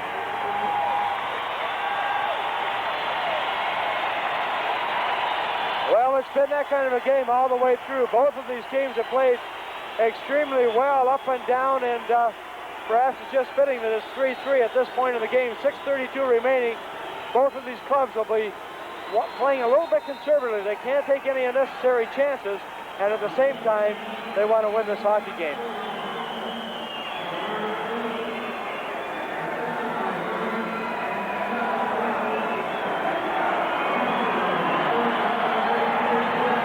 The scoring on both the North Star goal and the Bruin goal, but you can't hear with the crowd going here as Maxwell now has it for Minnesota. Back behind the goal goes Maxey. Coming out now, picked off by Keith Crowder. Keith Crowder puts it behind Palmer. Palmer a blast. It hit Young. Up with the puck now, McTavish. McTavish hands it right to Young and the Stars break out. Young. McCarthy on the left, Cicerelli on the right. A long shot from center ice, saved by Peters. Bilberry now for the Bruins. Coming out now is Keith Crowder. Keith Crowder ahead to Craig McTavish. He runs into Giles and was sprawling on the ice. Head cracked against the ice, but luckily he had the helmet on. Well, he was really hit heavily by Giles and went backwards, as you mentioned. Thank goodness for those helmets. Ferguson Park on the assist by Crowder. So Ferguson Park pick up the assist on Crowder's second goal, which tied the game at 3. Backhanded in, and an elbowing penalty coming up against Keith Crowder, who bumped Dino Cicerelli. Stay away from him, Dino. Let him take his penalty. And Hartsburg, the captain, moves right in.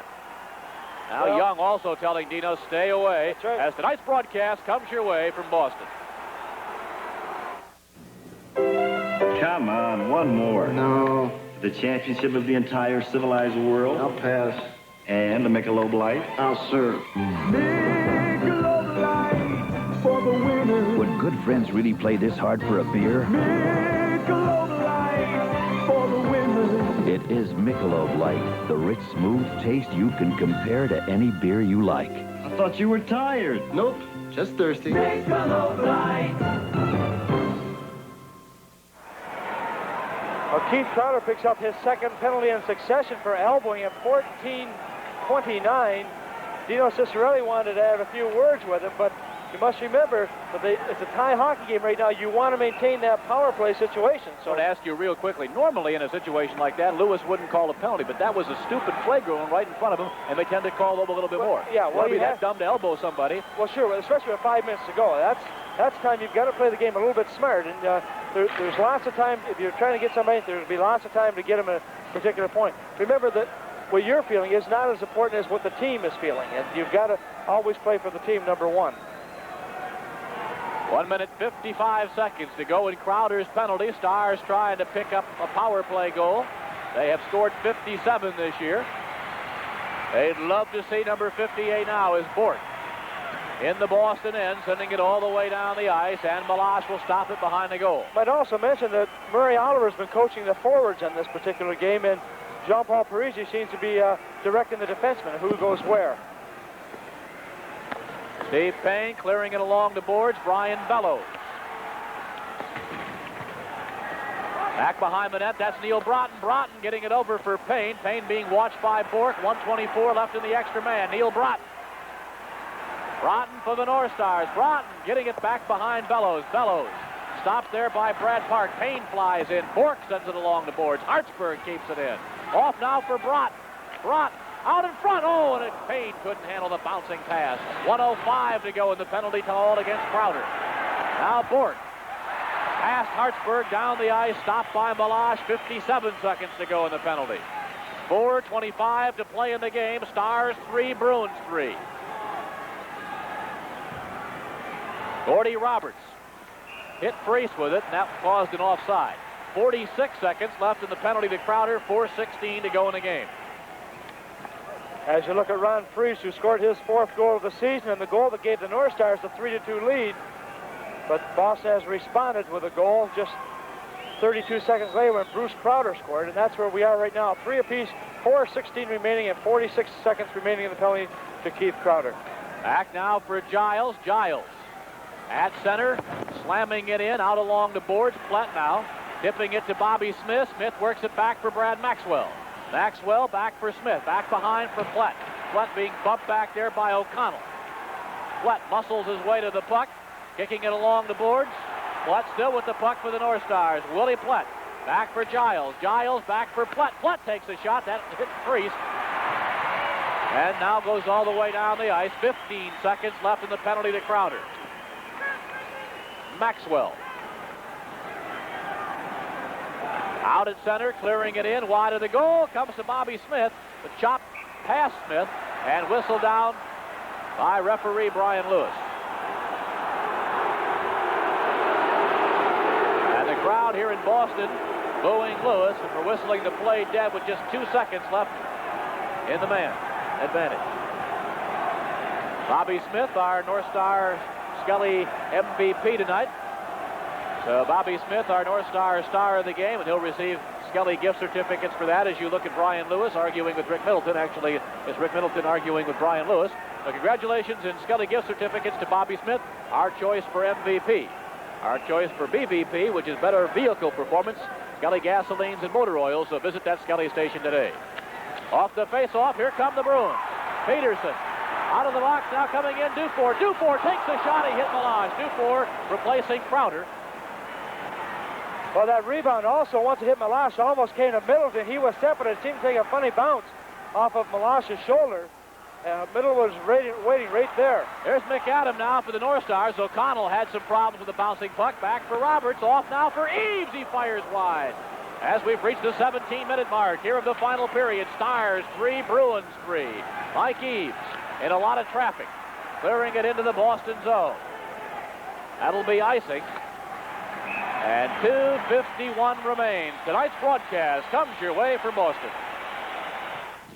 Sir, in your opinion, how do the new money market accounts from the First Banks compare with the money markets brokerage firms offer? Well, first they give you a good choice, money market insured checking or money market insured savings. Both pay about the same rates as ours, and both are certainly more flexible than ours. So, whose do you recommend? Ours. Money market insured checking and savings, two accounts most brokers only wish they could recommend. Tom Reed and Bob Kurtz back here. 2:51 remaining at the Boston Gardens. It's 3-3. Face-off is to the right of Melange. Tim Young going against Tom Fergus on the draw. Maxwell getting it ahead for Dino Cicerelli, pushing it out to center. Keith Crowder now, clearing it back into the Minnesota zone. Stopped by Melange, off for Maxwell. Watched by Fergus. Kept in now by the veteran Brad Park. Off for Tommy Fergus out in front, and Barrett had Keith Crowder tied up. Tom McCarthy pushing it out, trying to free Cicerelli, but broken up by Park. 2 minutes and 25 seconds remain. Maxwell. Now Fergus fighting to keep it in along with Park, but it comes back to the Boston line, and Ray Bork controls. This is where it's so important, Bob, to pick up your wings, to stay on your position. There's Dino Cicerelli.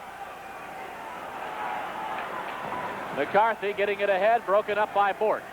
We've reached the 18-minute mark of the final period. Stars in Boston tied at 3. Melange leaving it off for Gordy Roberts. Boston 15 wins, 3 losses, 3 ties this year at home. Stars a 500 road club, 10-10-2. And right now we're 500 in this one, tied at 3 with 1 minute and 40 seconds to go. Gordy Roberts. Off now for Brian Bellows. Bellows for Payne. Payne pushing it out for Broughton, broken up there by O'Connell. Krushelnyski for the Bruins, getting it over for Milbury. 1 minute 25 remains. Craig Hartsburg off for Payne, tied up by Middleton. Swept free by Hartsburg, past O'Connell. Back now for Barry Peterson. Peterson over for Milbury. Back into the North Star zone it comes. Swept along the boards by Giles for Steve Payne. Payne sending it high in the air. Back down into the Boston zone. And Bork goes back for the Bruins. Less than 1 minute to go. We're tied at 3. Ray Bork for Boston. Bork for the Bruins has a full head of steam coming into the North Star zone. Bork, centering pass. Stopped first by Maxwell. He gets it back, though. Bork playing it into the corner. Maxwell up with it. Watched by Middleton. Middleton for Boston. Centering pass out in front. Puck is loose and finally coming up with it. Payne with 34 seconds left. Payne getting it off for Bellows. Bellows, a drop pass. Payne picks it up. Peters makes the big save. Here come the Bruins back. Krushelnyski falling down. Bobby Smith falling on the puck for the North Stars. Whistled dead by Brian Lewis with 18 seconds to go. Well, both teams getting some excellent scoring opportunities end to end. And it's been that type of a game. Both of these teams have put everything into it. You'll watch the pressure in the Minnesota end right now from an end shot here. Middleton, who has just played superbly for Boston since coming here. There's the play right there. You see Giles, it hit a skate and came right back. The puck laid loose there. See, Payne makes a good play here because Payne makes a good play, bringing the puck out. Then he comes back in and he gets a good shot right here. Now watch this pad save. Look, it looked like that puck was labeled into the glove side of Pete Peters in the Boston net, and now there's been a timeout called. I'm not sure which team called it, but the face-off, when play resumes, will come to the right of goaltender Gilles Meloche. As you look at J.P. Parisic on your left, and Murray Oliver, and the other pair of coaches, former Boston Bruin Gary Doak on the left, and the goaltender Jerry Cheevers. The other assistant coach, by the way, for the Boston Bruins is Jean Rattel, who had a illustrious career with the New York Rangers and the Boston Bruins.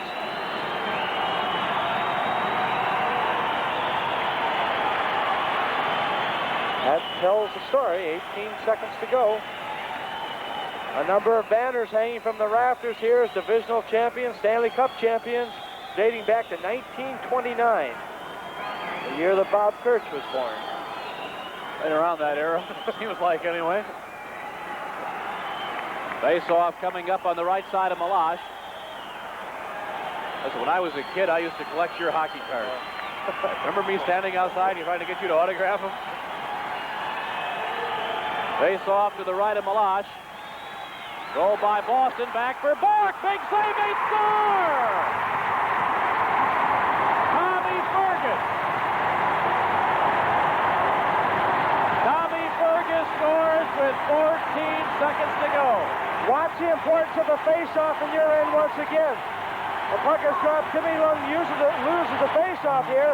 Whether he was ready for it, I'm not sure. But the shot comes right here. The save is made. And the rebound comes right out, and with 14 seconds remaining, the Boston Bruins take a 4-3 lead as they litter the ice here in Boston. Meloche able to make the first save. Hartford can't quite see it. And number 28, Fergus, puts it away. And for Fergus, that is goal number 18. Now, he's the guy we said that grew up from 6 feet, 179 pounds into a 6'2", 205-pound National Hockey League center. He beat Young on the draw. Got it back to Bork. Bork let the slap shot go. Meloche made the save. There was a big rebound. Fergus was left alone. Fergus got the puck, beat Chile on the short side, and Boston, in all probability, is going to win this one 4-3.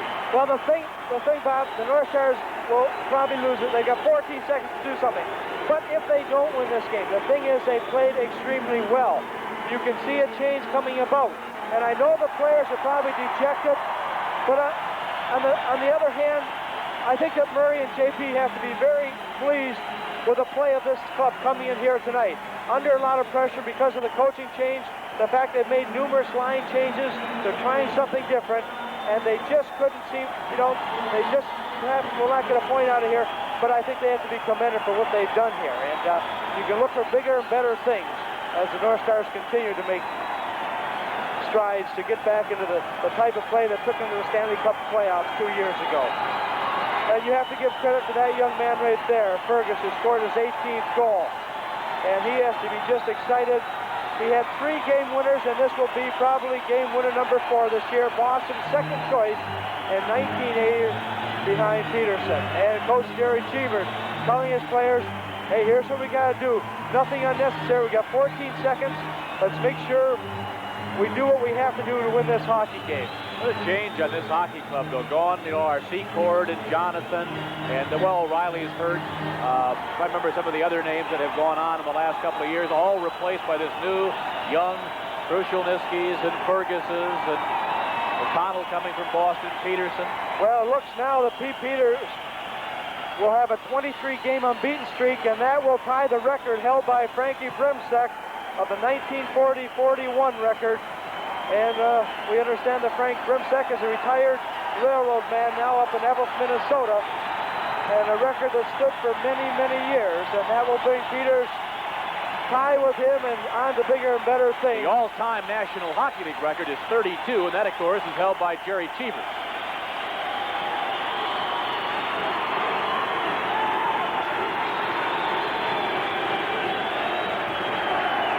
Roberts now backhanding it in. Just 7 seconds remain. Roberts again for Minnesota. And that is the end of the game, and the Boston Bruins have racked up points number 64 and 65 by beating the North Stars tonight by a score of 4-3.